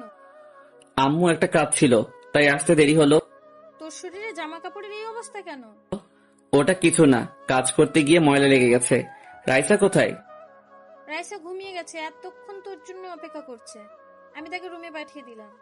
ও, আমি ফ্রেশ হয়ে আসছি, তুমি খাবার রেডি করো। ঠিক আছে, যা। আমি রুমে এসে ওয়াশরুমে ঢুকে ফ্রেশ হয়ে নিচে চলে আসলাম। খাবার খেয়ে রুমে চলে আসলাম। রুমে এসে মোবাইলটা হাতে নিয়ে প্রধানকে ফোন দিলাম। আসসালামু আলাইকুম স্যার। ওয়ালাইকুম আসসালাম। হঠাৎ হঠাৎ এত রাতে ফোন দিলে যে, কোনো সমস্যা? স্যার, আজকে ক্যাম্প থেকে আসার সময় আমার উপর সন্ত্রাসী হামলা চালায়, আমার গাড়িতে আগুন ধরিয়ে দেয়। কি বলছো তুমি? তুমি এখন ঠিক আছো তো? তোমার কিছু হয়নি তো? না স্যার, আমার কিছুই হয়নি। আমি গাড়ি থেকে লাফ দিছি। স্যার, আমি তাদের বসকে তাকে চিনতে পেরেছি। কে সে? শুধু একবার নামটা বলো, ওর ব্যবস্থা আমি করছি। না স্যার, আমি ওকে ধরে আইনের আওতায় তুলে দিব, তবে আমার কিছুদিন সময় লাগবে। ঠিক আছে, আমি তোমার সাথে সব সময় আছি। আরো কিছুক্ষণ কথা বলে ফোনটা রেখে দিলাম। তারপর শুয়ে শুয়ে ভাবতে লাগলাম কিভাবে আরমান শিকদারকে ধরা যাবে। হঠাৎ মনে পড়ল মারিয়ার কথা। তাকে ধরতে পারলে তার বাবাকে ধরা যাবে। আমি একটা জিনিস চিন্তা করলাম, আরমান শিকদার এই কাজ কিভাবে করে। তাকে তো সবাই ভালো জানে, তার মানে ভিতরে ভিতরে এই কাজ করে, ওপরে সবার সাথে ভালো সাজে। রাতে একটা ব্যথা ট্যাবলেটকে ঘুমিয়ে গেলাম। সকালে ঘুম থেকে উঠে ফ্রেশ হয়ে নাস্তা করে রাইসাকে নিয়ে স্কুলে গেলাম। রাইসা আমার থেকে বিদায় নিয়ে স্কুলের ভিতরে চলে গেল। আমি দাঁড়িয়ে না থেকে ক্যাম্পে যেতে লাগলাম। আপনারা হয়তো ভাবছেন আমি গাড়ি কোথায় পেলাম। আসলে গতকাল রাতে প্রধানের সাথে কথা বলার পর স্যার আমার জন্য সকালে আরেকটা গাড়ি পাঠিয়ে দিল। ক্যাম্পে যাওয়ার সময় হঠাৎ একটা গাড়ির উপর চোখ যায়। গাড়ির ভিতরে দেখি মারিয়া। আমি গাড়িটা ঘুরিয়ে তার পিছনে পিছনে যেতে লাগলাম। কিছুক্ষণ পর দেখি মারিয়া একটা শপিং মলে ঢুকলো। আমি বাহিরে কিছুক্ষণ অপেক্ষা করতে লাগলাম। প্রায় 1 ঘন্টা পর মারিয়া বের হয়ে আসলো। যেই না মারিয়া গাড়িতে উঠবে তখন আমি তার পিছনে পিস্তল ধরি। কোনো কথা বলবি না, লক্ষ্মী মেয়ের মতো আমার সাথে চল। মারিয়া কোনো কথা মতো আমার সাথে আসতে লাগলো। আমার গাড়িতে উঠিয়ে তাকে একটা পুরোনো বাড়িতে নিয়ে আসলাম। গাড়ি থেকে নেমে মারিয়াকে নিয়ে ভিতরে ঢুকলাম। একটা রুমে ঢুকে ভিতর থেকে তালা মেরে দিলাম। তুই আমাকে ধরে এনেছিলি কেন? আর তোকে না মেরে রাস্তায় ফেলে এসেছি, তুই এখনো মরিস নাই? তুই কেন? তোর বাপ আসলেও আমাকে মারতে পারবে না, কারণ আমার উপর আল্লাহ আছে এবং মায়ের দোয়া আছে। এবার তোকে কেউ আমার হাত থেকে বাঁচাতে পারবে না। তুই জানিস না, গতকাল একটা আর্মি অফিসারের গাড়িতে গুলি করে পরে ওকে সহ গাড়িতে আগুন ধরিয়ে দিছি, কারণ সে আমার বাবার আস্তানা হামলা করছে আর আগুন ধরিয়ে দিছি এবং আগুন ধরিয়ে দিছে, তাই ওকে ওপারে পাঠিয়ে দিছি। তুই কি ওই আর্মি অফিসারকে কখনো দেখেছিস? না, দেখিস নাই, কিন্তু লোকেরা বলল ওই গাড়িটা, তাই ওখানে মেরে দিলাম। তুই জানিস গতকাল কার উপরে হামলা করেছিস? আমি সেই আর্মি অফিসার যে তোর বাবার আস্তানা আগুন ধরিয়ে দিছি। কিন্তু তোকে তো কখনো দেখিনি আর্মির পোশাকে। তুই কখন থেকে আর্মি অফিসার? তোর সাথে প্রথম যেদিন দেখা হয় সেই সময় আমি মাত্র সেনাবাহিনীতে সিলেক্ট হয়েছি। এরপর 3 বছর পর আর্মি অফিসার হয়েছি আমি। কিন্তু তোর সাথে যে সময় দেখা হয়েছে ওই সময় আমি ছুটিতে ছিলাম। তার মানে তুই গতকাল মরিস নাই, কিন্তু এবার আর তোকে কেউ বাঁচাতে পারবে না। আমার বাবা যদি জানতে পারে তোকে গুলি করে মারবে। সেই সময় তোর বাপ আর পাবে না, আমি নিজে তোর বাপকে গুলি করে মারবো। তুই সেটা নিজের চোখে দাঁড়িয়ে দেখবি। তুই আমাকে হাসালি, তুই এখনো আমার বাবাকে চিনতে পারিস নাই। আমার বাবার হাত অনেক বড়, বাহিরের দেশের সাথে আমার বাবার হাত আছে, তুই তার ধারে কাছেও যেতে পারবি না। আমি তোর বাবার কাছে যাব না, তোর বাবা নিজেই আমার কাছে আসবে। এখন বল, তোর বাবা কোথায় আছে আর তোর বাবা কোথায় কোথায় অবৈধ স্থাপনা করছে? আমি জানি না, জানলেও তোকে বলতাম না। তুই এখন তোর বাবাকে ফোন দিবি আর আমার সাথে দেখা করতে বলবি। আমি পারবো না, আর আব্বু কোথায় আছে সেটাও বলবো না। তোর যা খুশি করতে পারিস, তুই যদি আমাকে মেরেও ফেলিস তারপরেও বলবো না। সোজা আঙুলে কাজ না হলে আঙুল তো বাঁকা করতেই হবে। আমি প্যান্টের বেল্টটা খুলে ইচ্ছে মতো মারিয়াকে মারতে লাগলাম, কিন্তু তারপরও মারিয়া কিছু বলছে না। মারিয়ার শরীরের জায়গায় জায়গা থেকে রক্ত পড়তেছে। হঠাৎ দেখি মারিয়া জ্ঞান হারিয়ে ফেলছে। তারপর মারা বন্ধ করে রুম থেকে বেরিয়ে বাহির থেকে দরজায় তালা মেরে দিলাম। গাড়ি নিয়ে ক্যাম্পে চলে আসলাম। নিজের কেবিনে বসে ভাবতে লাগলাম কি করে আরমান শিকদারের খোঁজ বের করা যায়। হঠাৎ মনে পড়ল মারিয়ার মোবাইলের কথা। আমি আর দেরি না করে গাড়ি নিয়ে পুরনো বাড়িতে চলে গেলাম। গাড়ি থেকে নেমে দরজার কাছে গিয়ে পুরো অবাক হয়ে গেলাম। দেখি দরজা খোলা, বাহির থেকে কেউ তালা ভেঙে ভিতরে ঢুকেছে। ভিতরে গিয়ে দেখি মারিয়া নেই। হঠাৎ একটা কাগজের উপর চোখ পড়ল। আমি কাগজটা পড়তে লাগলাম। কিরে আর্মি অফিসার, তোকে বলছি না তুই আমার কিছুই করতে পারবি না? তখন তো আমি জ্ঞান হারানোর ভান করেছি, আর তুই মনে করছিস আমি জ্ঞান হারিয়ে ফেলেছি? তোর মতো বোকা আমি একটাও দেখলাম না। আমার মোবাইল পর্যন্ত তুই হাতে নিলি না, তাই তো আমি মোবাইল থেকে আমার লোকদেরকে ফোন দিয়ে আসতে বললাম। এখন থেকে শুরু হবে ভয়ঙ্কর প্রতিশোধ। তুই রেডি থাকিস, তোর মরার সময় ফুরিয়ে আসছে। আমি আর দাঁড়িয়ে না থেকে বাসায় চলে আসলাম। বাসায় এসে কলিং বেল চাপ দেওয়ার পর আম্মু এসে দরজা খুলে দিল। আম্মুর সাথে কিছুক্ষণ কথা বলে রুমে চলে আসলাম। তারপর প্রধানকে ফোন দিলাম। আসসালামু আলাইকুম স্যার, কেমন আছেন?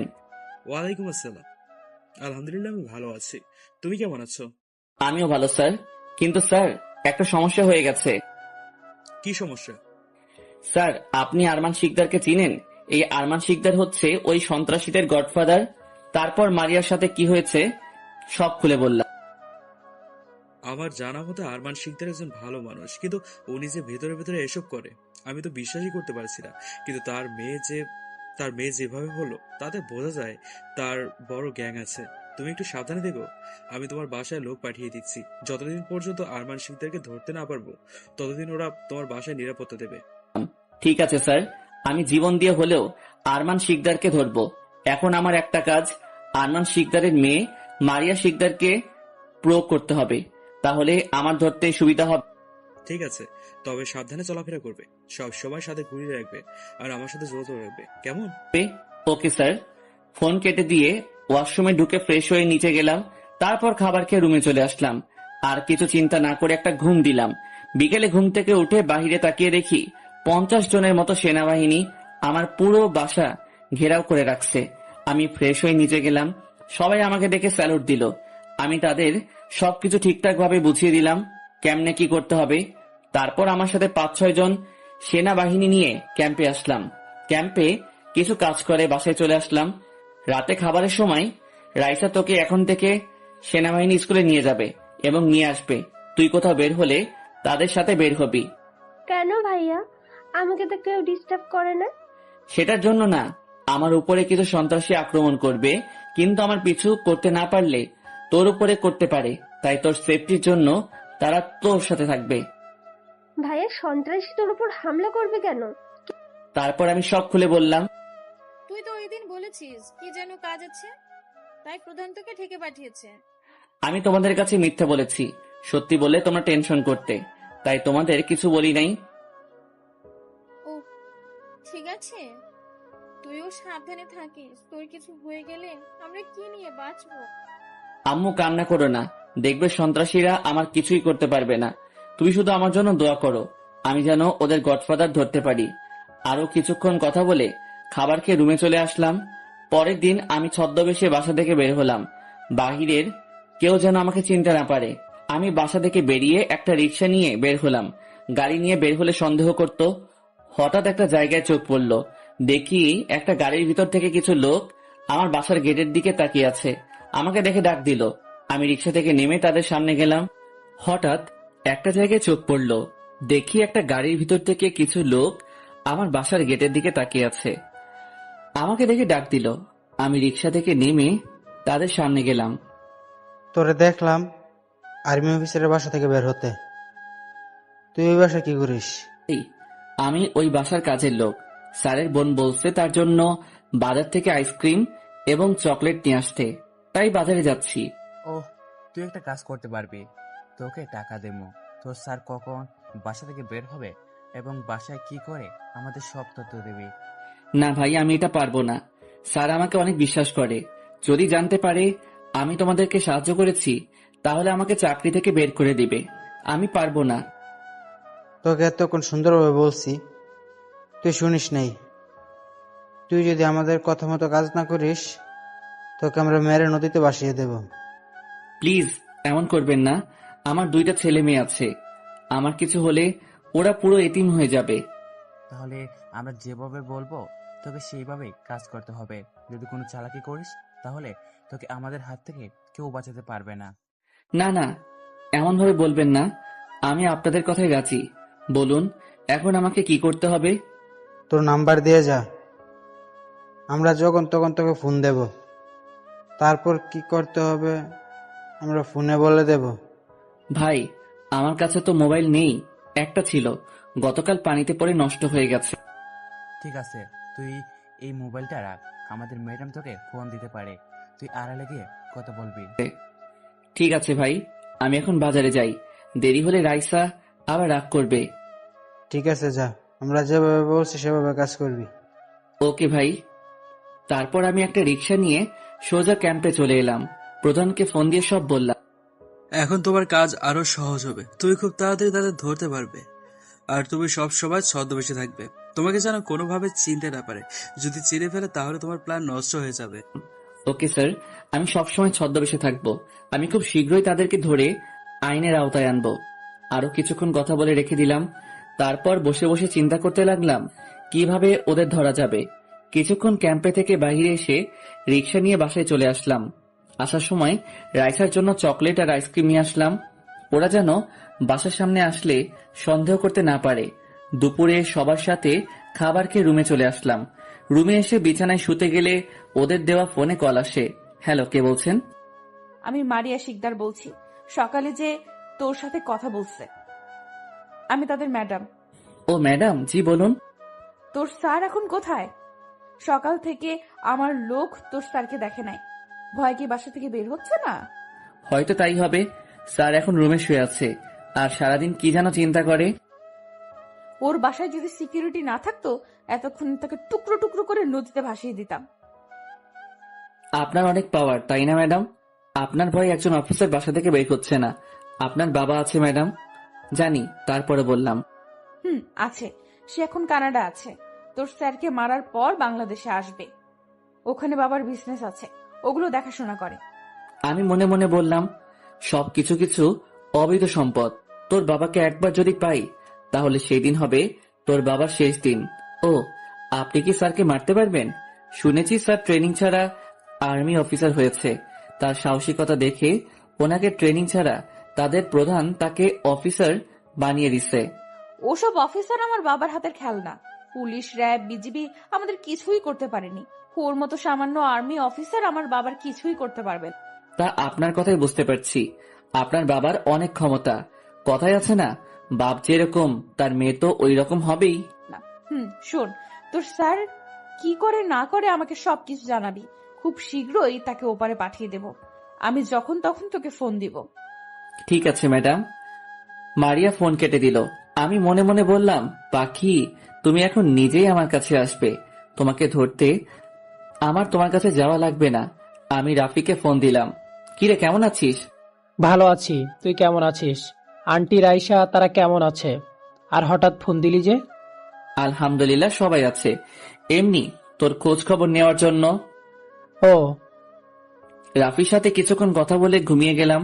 সকালে হঠাৎ ফোনের শব্দে ঘুমটা ভেঙে গেল। আমার মোবাইলটা হাতে নিয়ে দেখি আমার মোবাইলে কল আসেনি, মারিয়ার লোকের দেওয়া মোবাইলে ফোন আসলো। হ্যালো। কি রে, তুই এখনো ঘুমাস? তোর স্যারে কিছু বলে না? এতটা পর্যন্ত ঘুমাসছি? না, কিছু বলে না। উনি অনেক ভালো মানুষ, আমাকে অনেক আদর করে। কিন্তু কিছুদিন পর আর কেউ আদর করবে না। আপনি তো তাকে মেরে ফেলবেন। ঠিকই বলছিস। এখন বিছানা থেকে উঠে দেখ, তোর স্যার কি আজকে বের হবে? তাড়াতাড়ি আমাকে জানা। বলে ফোনটা কেটে দিল। আমি মনে মনে হাসতে লাগলাম, যাকে মারবে তার সাথেই কথা বলছে। বিছানা থেকে উঠে ওয়াশরুমে ঢুকে ফ্রেশ হয়ে নিচে আসলাম। ভাইয়া, আমার কিছু টাকা লাগবে। আমার এক বান্ধবীর জন্মদিন, আমাকে ইনভাইট করেছে। আমি বলেছি যাব না, কিন্তু সে অনেক জোরাজুরি করলো। আমি না গেলে সে কেক কাটবে না। ঠিক আছে, যাবি, তবে সিকিউরিটি তোর সাথে নিয়ে যাবি। আর যাওয়ার সময় আম্মুর কত টাকা লাগবে নিয়ে যাস। তুমি আমার লক্ষ্মী ভাইয়া, আমি জানি তুমি রাজি হবে। তারপর নাস্তা করে রুমে চলে আসলাম। রুমে আসার পর মারিয়া আমাকে ফোন দিল। কি রে, তুই আমাকে ফোন দিলি না কেন? এখনো তো বললি না তোর স্যার আজকে বাহির হবে। আজকে স্যার বাসা থেকে বের হবে না, ওনার বাসায় নাকি কাজ আছে। ঠিক আছে, তুই এখনই আমার সাথে দেখা কর। আমার লোক তোকে গাড়ি করে আমার কাছে নিয়ে আসবে। তোর সাথে আমার কিছু কথা আছে। আপনার লোক কোথায় থাকবে? আর আমি এখন বাহির হতে পারবো না, আমার হাতে কাজ আছে। আমি বিকালে আপনার সাথে দেখা করব। ঠিক আছে, তুই বাসা থেকে বের হওয়ার আগে আমাকে ফোন দিবি, আমি গাড়ি পাঠিয়ে দেব। আচ্ছা, বলে ফোন রেখে দিলাম। তারপর রেডি হয়ে বাসা থেকে বেরিয়ে দুইটা গাড়ি নিয়ে ক্যাম্পের উদ্দেশ্যে রওনা দিলাম। অবাক করার বিষয় হলো, আজকে কোনো গাড়ি দেখলাম না বাসার পাশে। ক্যাম্পে গিয়ে নিজের কেবিনে বসতে বসতেই মারিয়া ফোন দিল। কি রে, তুই না বলেছিলি আজকে তোর স্যার বাসা থেকে বের হবে? তাহলে এখন তোর স্যার বের হলো কেন?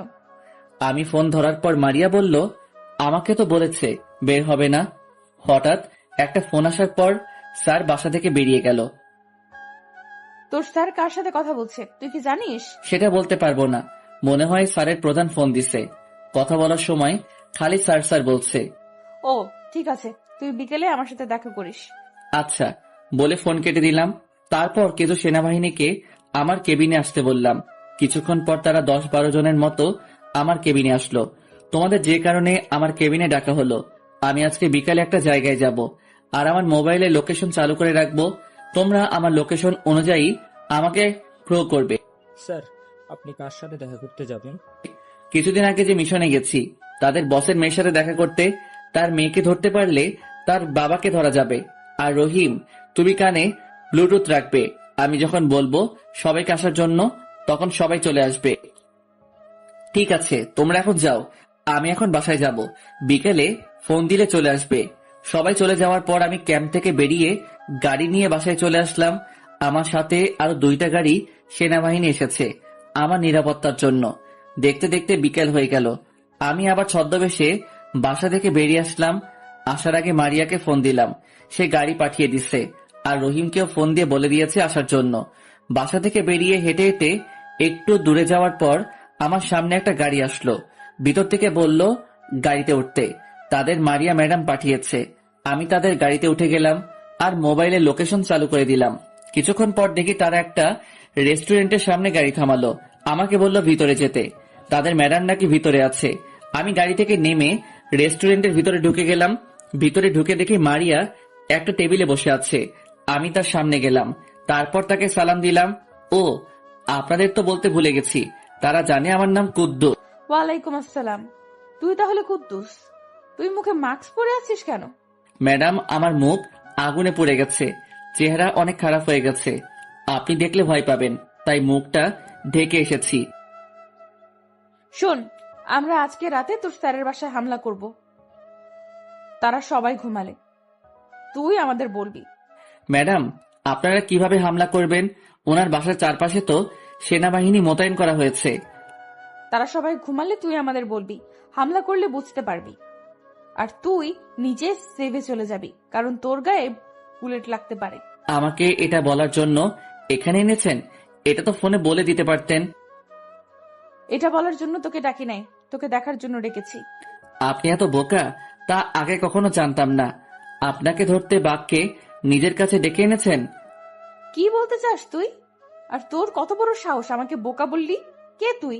আমি মুখের মাস্ক খুলে ফেললাম। মারিয়া আমাকে দেখে অবাক হয়ে গেল। আমি সাথে সাথেই রহিমকে বললাম ভিতর আসার জন্য। রহিম সবাইকে নিয়ে ভিতরে চলে আসলো। বাহিরে যারা পাহারায় ছিল তাদের গাড়িতে তুলে ফেলেছে। কি মিস মারিয়া শিকদার, আপনার না অনেক বুদ্ধি, তা এখন কি করবেন? আমাকে বোকা বলেছেন, এখন দেখে আপনি আমার চেয়ে বড় বোকা। যাকে মারার জন্য প্ল্যান করেছেন, এতদিন তার সাথে সব প্ল্যান শেয়ার করেছেন। তার মানে তুই এতদিন ছদ্মবেশে আমার সাথে কথা বলছিস, তোর লোকদের বোকা বানিয়েছিস, আমার লোকদের বোকা বানিয়েছিস। তোকে আমি ছাড়বো না। আমার বাবা যদি জানতে পারে তার মেয়েকে কিডন্যাপ করা হয়েছে, তাহলে পুরো বাংলাদেশে আগুন ধরিয়ে দেবে। তাই নাকি? তাহলে তো দেখতে হবে তোর বাবাকে। আগে তো বেঁচে গেলি, এবার তোকে নিয়ে এমন শিক্ষা দিব, দেখি তো বাবা না এসে কেমন পারে। হঠাৎ মারিয়ার মোবাইলে একটা ফোন আসলো। মারিয়া ফোন ধরার পর হাসতে লাগলো। আমি তো কিছুই বুঝতে পারলাম না। মারিয়া আমার হাতে ফোন দিল। নে কথা বল, তোর আদরের বোন রাইসা এখন আমার লোকের কাছে বন্দি। হ্যালো ভাইয়া, আমাকে বাঁচা, কিছু লোক আমাকে তুলে নিয়ে এসেছে, সব সিকিউরিটিকে মেরে ফেলেছে। বোন, তোর কিছুই হবে না, আমি এখনই আসছি। ভাইয়া, ওরা আমাকে অনেক মেরেছে, শরীর থেকে অনেক রক্ত বের হচ্ছে, তুই এসে আমাকে নিয়ে যা, আমার অনেক কষ্ট হচ্ছে। আমি কি বলবো, চোখ দিয়ে পানি পড়ছে। যে বোনকে আজ পর্যন্ত একটা থাপ্পড় মারি নাই, আজকে আমার জন্য তার শরীর থেকে রক্ত বের হচ্ছে। আগে রাইসাকে উদ্ধার করি, তারপর মারিয়াকে এটার কঠিন জবাব দিব। বোন, তুই কান্না করিস না, তোর ভাইয়া এখনই আসছে। তারপর মারিয়াকে বললাম আমার বোনকে ছেড়ে দিতে বল। আমার বোনের যদি কিছু হয় তাহলে আমি তোকে বাঁচিয়ে রাখবো না। আগে আমাকে ছেড়ে দে, তারপর তোর বোনকে ছেড়ে দিবে। আমি এত বোকা না, তুই তোর লোককে সেতুর উপরে আসতে বল, রাইসাকে নিয়ে ওখান থেকে তোকে নিয়ে যাব। ঠিক আছে, আমি বলে দিচ্ছি। মারিয়া ওদের বলল রাইসাকে নিয়ে সেতুর উপরে আসতে। আমি মারিয়াকে নিয়ে সেতুর উপরে চলে গেলাম। আমার সাথে সেনাবাহিনী আছে, তাদের বলছি কোনো গুলি যেন না করে। কিছুক্ষণ পর মারিয়াদের লোক চলে আসলো। তারা রাইসাকে নিয়ে গাড়ি থেকে বের হলো। রাইসার চেহারা দেখে আমি পুরো অবাক হয়ে গেলাম। তার চেহারা একেবারে শুকিয়ে গেছে, জামার জায়গায় জায়গায় রক্ত দেখা যাচ্ছে। আমার বোনের এই অবস্থার জন্য আমি দায়ী। আমি বললাম রাইসাকে ছেড়ে দিতে। তারা বলল মারিয়াকে আগে ছাড়ার জন্য। আমি বললাম আমি মারিয়াকে ছাড়ছি, তোরা রাইসাকে ছাড়। আমার কথা মতো তারা রাইসাকে ছেড়ে দিল। আমি মারিয়াকে ছেড়ে দিলাম। রাইসার হাঁটতে অনেক কষ্ট হচ্ছে। আমি একজনকে পাঠিয়ে দিলাম রাইসাকে ধরে আনার জন্য। মারিয়া তার লোকের কাছে চলে গেছে আর সাথে সাথে গাড়িতে উঠে চলে গেল। আমি রাইসাকে ধরে গাড়িতে উঠালাম, তারপর তাকে হাসপাতালে নিয়ে গেলাম। ডাক্তার রাইসাকে কেবিনের ভেতরে নিয়ে গেল। কিছুক্ষণ পর একজন ডাক্তার বের হয়ে আসলো। এর ফাঁকে আমি রাফিকে ফোন দিয়ে বললাম আম্মুকে নিয়ে হাসপাতালে চলে আসতে। ডাক্তার, আমার বোনের কি অবস্থা, ও ঠিক আছে তো? আপনার বোনের শরীরে ছুরি দিয়ে আঘাত করা হয়েছে আর প্রচুর রক্ত বের হয়েছে। আপনি এখনই 2 ব্যাগ বি পজিটিভ রক্তের ব্যবস্থা করেন, তা না হলে আপনার বোনকে বাঁচানো সম্ভব না। ডাক্তার, আমি এখন রক্ত কোথায় পাবো? আপনারা যেই করি হোক রক্তের ব্যবস্থা করেন, যত টাকা লাগে আমি দিব। দেখুন এখানে টাকার কথা না, হায়াত মতের মালিক উপরওয়ালা। আমরা উসিলা মাত্র। আমরা অনেক জায়গায় খবর পাঠিয়েছি, কিন্তু এখনো কোনো খবর আসেনি, তাই আপনাকে বললাম। হঠাৎ আম্মু এসে কান্না করতে করতে বলল, রাসেল, আমার রাইসের কি হয়েছে? আম্মু চিন্তা করো না, রাইসা ঠিক হয়ে যাবে, ওর কিছু হবে না, তুমি কান্না করো না। এখন কি অবস্থা রাইসার? ডাক্তার বলেছে বি পজিটিভ রক্ত লাগবে 2 ব্যাগ, কিন্তু কোথাও রক্ত পাওয়া যায়নি। এখন আমি কোথায় রক্ত পাবো? তুই কোনো চিন্তা করিস না, রক্ত আমি দিব। আমার রক্তের গ্রুপ বি পজিটিভ। তুই আন্টিকে নিয়ে এখানে থাক, আমি রক্ত দিয়ে আসছি। বলে রাফি ডাক্তারের কাছে চলে গেল। 1 ঘন্টা পর রাফি বেরিয়ে আসলো, এসে আমাকে বলল, চিন্তা করিস না, আল্লাহ দিলে সব ঠিক হয়ে যাবে। রাইসার কিচ্ছু হবে না, আমি রক্ত দিয়ে এসেছি। আমি রাফিকে ধরে কান্না করে দিলাম, তুই সারা জীবন আমার উপকার করে গেলি, তোর এই ঋণ কখনো শোধ করতে পারবো না। ধুর পাগল, আমি বন্ধু হিসেবে করতেই পারি। এখন আল্লাহর কাছে দোয়া কর, আল্লাহ যেন রাইসাকে সুস্থ করে দেয়। কিছুক্ষণ পর ডাক্তার বেরিয়ে আসলো। আম্মু দৌড়ে ডাক্তারের কাছে গেল। ডাক্তার, আমার মেয়ের কি অবস্থা? আমার মেয়ে ঠিক আছে তো? চিন্তার কোনো কারণ নেই, আল্লাহ দিলে অপারেশন সাকসেসফুল। তাকে এখন কেবিনে দেওয়া হবে, 3 ঘন্টা পর জ্ঞান ফিরে আসবে। আপনারা চাইলে তাকে দেখতে পারবেন। বলেই ডাক্তার চলে গেল। রাফি খাবার আনতে চলে গেছে। আমি আর আম্মু রাইসার কেবিনে গেলাম। কেবিনে ঢুকে দেখি আমার বোনটা কি সুন্দর করে ঘুমিয়ে আছে। আম্মু রাইসাকে দেখে কান্নায় ভেঙে পড়ল। একজন নার্স বলল, রোগীর পাশে কান্না করা যাবে না। দেখতে দেখতে 3 ঘন্টা চলে গেল। রাইসার জ্ঞান ফিরেছে কিছুক্ষণ আগে। আম্মু রাইসাকে খাবার খাইয়ে দিল, পরে ওষুধ খাইয়ে দিল। আমরা সবাই তার সাথে খাবার খেয়ে নিলাম। রাইসা, ওরা তোকে কি কি করেছে? তারপর রাইসাকে যেভাবে বলল, আমার মাথা পুরো গরম হয়ে গেল। মারিয়া শিকদার, আমি তোকে ছাড়বো না। তুই আমার বোনের শরীর থেকে রক্ত জড়িয়েছিস, এর প্রতিশোধ আমি অক্ষরে অক্ষরে নিব। ভালোবাসা জিনিসটা কোনো দিনও বেঁধে রাখতে নেই, খোলা আকাশে উড়িয়ে দিতে হয়, যাতে সে অনেকটা জায়গা নিয়ে নিজেকে মেলে ধরতে পারে। অযোগ্যকে যোগ্য বানানো সম্ভব, তবে বিশ্বাসঘাতককে বিশ্বস্ত বানানো অসম্ভব। তারপর রাইসা যেভাবে বলল, আমার মাথা পুরো গরম হয়ে গেল। মারিয়া শিকদার, আমি তোকে ছাড়বো না। তুই আমার বোনের শরীর থেকে রক্ত ঝরিয়েছিস, এর প্রতিশোধ আমি অক্ষরে অক্ষরে নিব। রাইসা বলল, তাকে নাকি ছুরি দিয়ে শরীরের জায়গায় জায়গায় কেটে দিছে। শরীর থেকে প্রচুর রক্ত বের হয়েছে। শরীর থেকে প্রচুর রক্ত বের হওয়ার কারণে দুর্বল হয়ে পড়ে, তাই হেঁটে আসতে রাইসার কষ্ট হচ্ছিল। আজ 2 দিন পর রাইসাকে হাসপাতাল থেকে বাসায় নিয়ে আসলাম। রাইসা এখন কিছুটা সুস্থ। আমি রাইসাকে কোলে করে নিয়ে রুমে এনে বিছানায় শুইয়ে দিলাম। এই 2 দিন আমি আর রাফি রাইসার সাথে হাসপাতালে ছিলাম। আম্মুকে বাসায় রাখলাম, কারণ আম্মুর শরীর এমনি দুর্বল। রাতে রাইসাকে খাবার খাইয়ে দিলাম এবং ওষুধ খাইয়ে দিয়ে আমি আর আম্মু খাবার খেয়ে রুমে চলে আসলাম। আম্মু রাইসার সাথে ঘুমায়। রুমে এসে প্রধানকে ফোন দিলাম। আসসালামু আলাইকুম স্যার, কেমন আছেন? আলহামদুলিল্লাহ, ভালো আছি। তুমি কেমন আছো? আর রাইসা এখন কেমন আছে?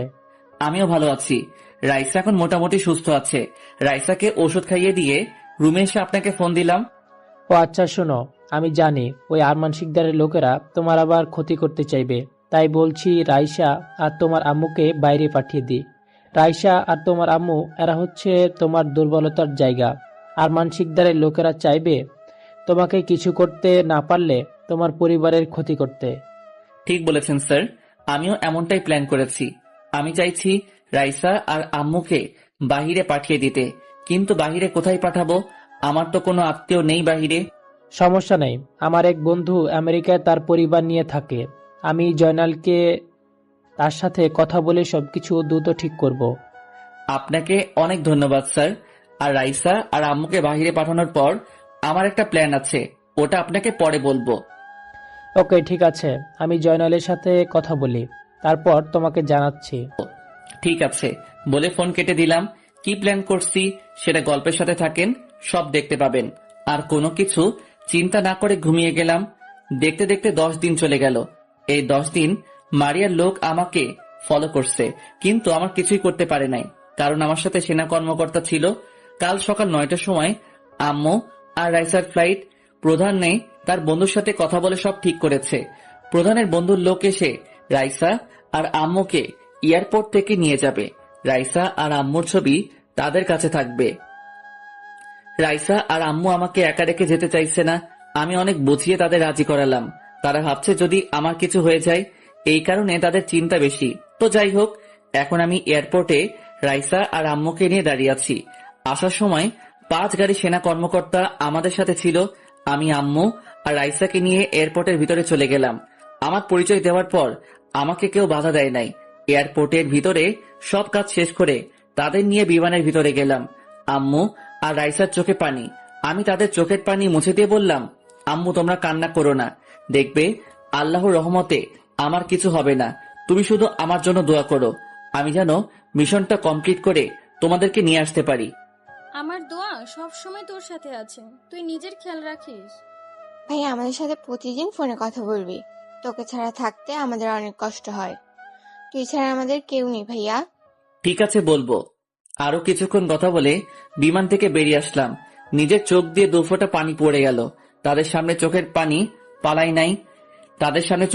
ফেলাই নাই, কারণ তারা আরো ভেঙে পড়বে। এয়ারপোর্টের বাইরে এসে গাড়ি নিয়ে সোজা হাসপাতালে যেতে লাগলাম। এবার আপনাদের আমার প্ল্যানের কথা বলি। আমি হাসপাতালে যাচ্ছি মুখে সার্জারি করতে, তাহলে আর আমাকে আরমান শিকদারের লোক চিনতে পারবে না। সার্জারি করার পর আরেকটা প্ল্যান আছে, সেটা সাথে থাকেন, দেখতে পারবেন। বাংলাদেশের বড় হাসপাতাল চলে আসলাম। বাস্তবে বাংলাদেশের বড় হাসপাতাল কোনটা সেটাই জানি না। হাসপাতালের ভিতরে ঢুকে বড় ডাক্তারের রুমে চলে গেলাম। ডাক্তারের সাথে কথা বলার পর আমাকে একটা কেবিনে নিয়ে গেল। তারপর ডাক্তার কার্যক্রম শুরু করলো। ডাক্তারি সম্বন্ধে তেমন আইডিয়া নেই, তাই আর কিছু বললাম না। আর একজন নার্সকে বললাম আমার মোবাইল থেকে ভিডিও করতে, যাতে পরে সবাই আমাকে চিনতে পারে। একদিন হাসপাতালে থেকে পরের দিন হাসপাতাল থেকে বেরিয়ে আসলাম। আপনাদের একটা কথা বলে রাখি, গতকাল সব সেনা কর্মকর্তা চলে গেছে। আমি তাদের চলে যেতে বললাম। আর রহিম কর্মকর্তা, তাকে বললাম কিছু পুরনো জামা কাপড় আমাকে দিয়ে যেতে। পরে রহিম এসে জামা কাপড় দিয়ে গেল। আমি সাধারণ জামা কাপড় পরে হাসপাতাল থেকে বেরিয়ে একটা গাড়ি নিয়ে প্রধানের অফিসে চলে গেলাম। গাড়ি থেকে নেমে ভাড়া দিয়ে ভিতরে চলে গেলাম। আসার সময় সেনাবাহিনী আমাকে আটকে ছিল। পরে তাদের ভিডিও দেখালাম। পরে আমাকে স্যালুট দিয়ে সালাম দিল। আসতে পারি স্যার? তোমাকে তো চিনতে পারলাম না, তুমি কে আর তোমাকে কে ভিতরে ঢুকতে দিছে? আমি প্রধানের সামনে গিয়ে স্যালুট দিয়ে সালাম দিলাম। তারপর প্রধান আমাকে বলল, স্যার আমি রাসেল, এই ভিডিওটা দেখেন, তাহলে চিনতে পারবেন। প্রধানের হাতে মোবাইলটা দিলাম। প্রধান ভিডিও দেখে বলল, হঠাৎ তুমি এই চেহারা পরিবর্তন করলে কেন?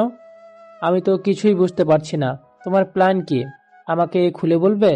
স্যার, চেহারা পরিবর্তন করার কারণ হচ্ছে আমি মারিয়া শিকদারের হয়ে কাজ করব, আর তাদের সাথে থেকে সবকিছু আপনাকে জানাবো। তারা কোথায় কোথায় অবৈধ ব্যবসা করে তা আমাকে জানতে হবে, তাহলে আরমান শিকদারকে ধরতে পারবো। সবকিছু বুঝলাম, কিন্তু তাদের সাথে যোগ দিবে কিভাবে? তারপর স্যারের সাথে প্ল্যানের কথা খুলে বললাম। স্যার আমার প্ল্যানের কথা শুনে বলল, এতে কি আরমান শিকদারের মেয়ে তোমাকে তার সাথে নিবে? অবশ্যই নিবে স্যার। আপনি শুধু আমার কথা মতো সেনা কর্মকর্তাকে কাজ করতে বলবেন, দেখবেন মারিয়া শিকদার আমাকে কাজে না নিয়ে পারবে না। ঠিক আছে, আমি সবকিছু ঠিক করছি। তুমি এখন কোথায় যাবে? আমি এখন বাসায় যাব না, তাহলে আরমান শিকদারের লোক আমাকে সন্দেহ করবে। আমি এখন মারিয়া শিকদার কোথায় আছে সেটা জানবো। আমার এক বন্ধু রাফি, তাকে বলছি মারিয়াকে চোখে চোখে রাখতে, কারণ তারা আমার বন্ধুকে চিনে না। আমি এখন তার কাছে যাব, তারপর আপনাকে সবকিছু জানাবো। তারপর আরো কিছুক্ষণ কথা বলে স্যারের অফিস থেকে বাইরে আসলাম।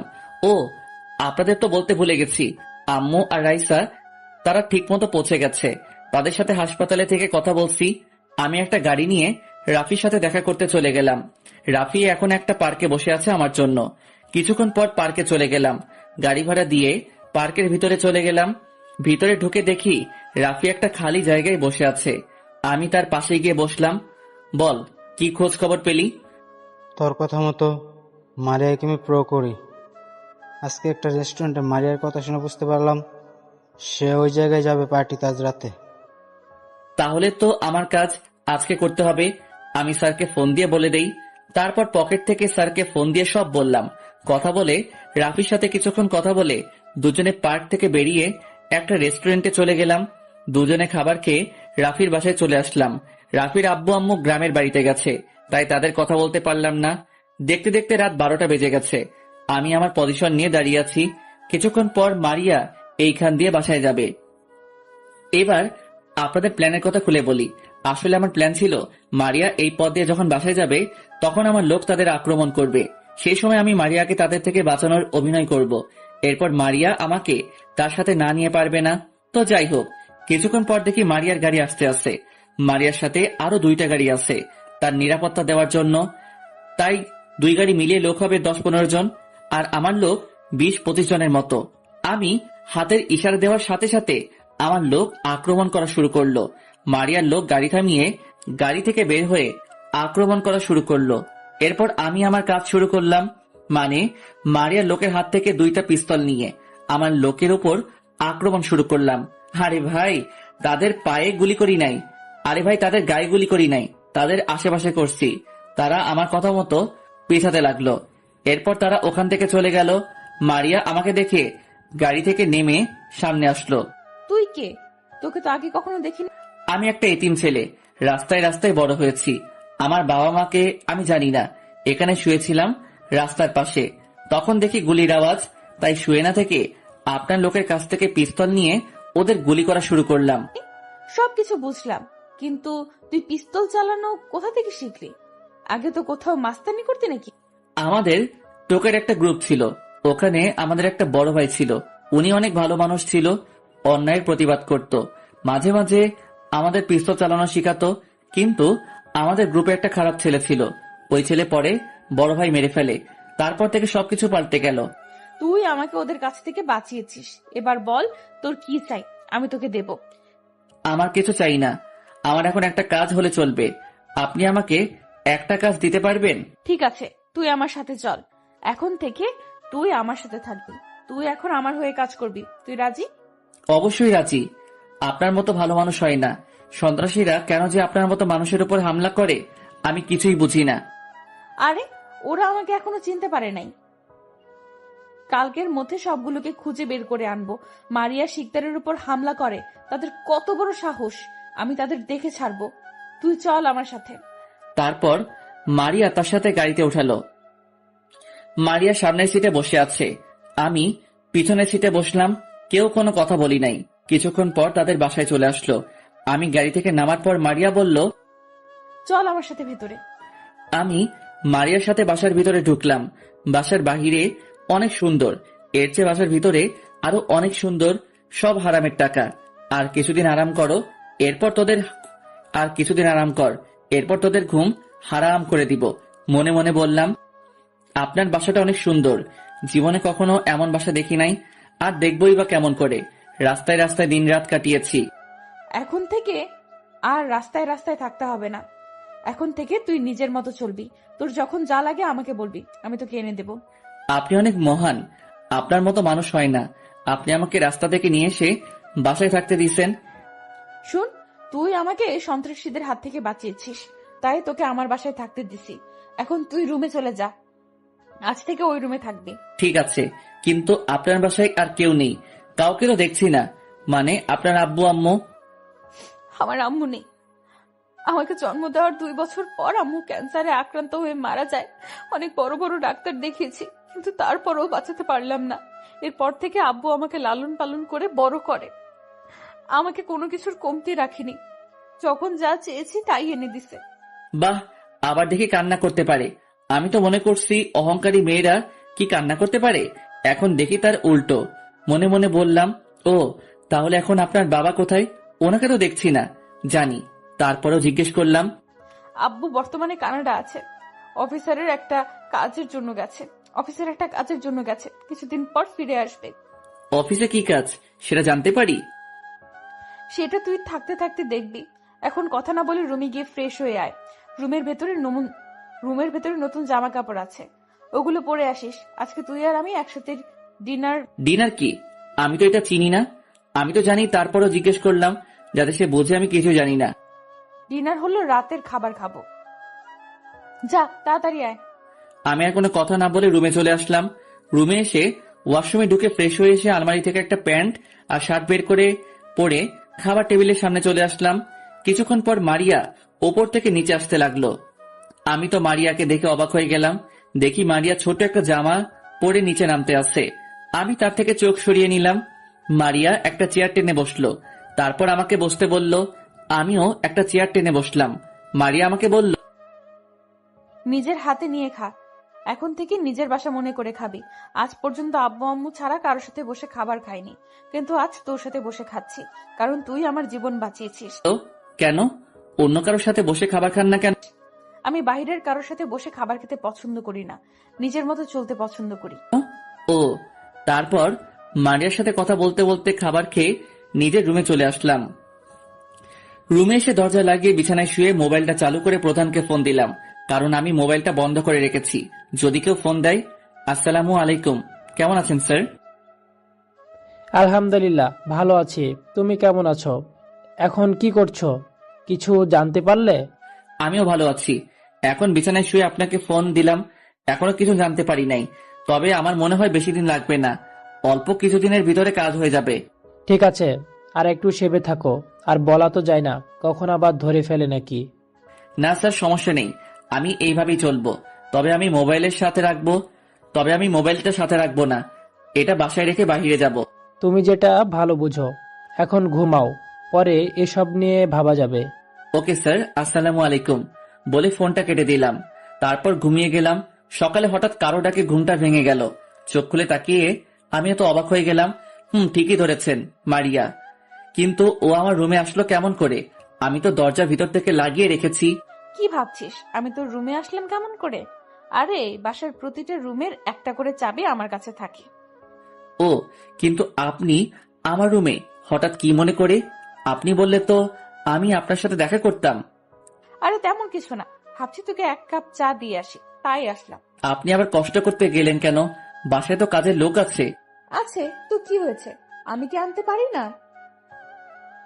কথা না বলে বিছানা থেকে উঠে ফ্রেশ হয়ে আয়, আর এই চাটা খেয়ে নাস্তার টেবিলে আয়, দুজন একসাথে নাস্তা করব। ঠিক আছে, আপনি যান, আমি ফ্রেশ হয়ে আসছি। মারিয়া আর কোনো কথা না বলে রুম থেকে বেরিয়ে গেল।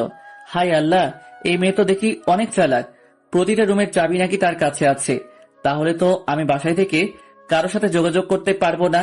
না, আমার যা কিছু করব সব বাইরে থেকে করতে হবে। কোনো সময় ধরা খেয়ে যাই সেটা তো বলা যায় না। আর কোনো কিছু চিন্তা না করে ওয়াশরুমে ঢুকে ফ্রেশ হয়ে এসে চাটা খেয়ে নাস্তা টেবিলের সামনে চলে আসলাম। মারিয়া দেখি আমার জন্য বসে আছে। তারপর দুজনে মিলে নাস্তা করলাম। নাস্তা খেয়ে আমি রুমে চলে আসলাম। মারিয়া তার রুমে চলে গেল। যাওয়ার আগে বলল রেডি হওয়ার জন্য, সে নাকি আমাকে নিয়ে কোথায় যাবে। আমি রুমে এসে রেডি হয়ে নিচে অপেক্ষা করতে লাগলাম মারিয়ার জন্য। কিছুক্ষণ পর মারিয়া বেরিয়ে আসলো। তাকে দেখে তো আমি একেবারে পাগল হয়ে যাব। আরে এটা আমি কি বলছি, ওর মায়া পড়া যাবে না। আমি যে কাজে আসছি সেটা শেষ করতে হবে। ওর মতো মেয়েকে কখনো ভালোবাসা যায় না। তারপর মারিয়াকে সাথে নিয়ে বাসা থেকে বেরিয়ে আসলাম। মারিয়া আর আমি একটা গাড়িতে উঠলাম, পিছনে আরো 2টা গাড়ি আছে। তারপর আমরা যেতে লাগলাম, কিন্তু কোথায় যাচ্ছে সেটা বলে নাই। কিছুক্ষণ পর একটা পুরোনো বাড়ির সামনে এসে গাড়ি থামলো। গাড়ি থেকে নেমে বাড়ির ভিতরে গেলাম, কিন্তু ভিতরে ঢুকে আমি যেটা দেখলাম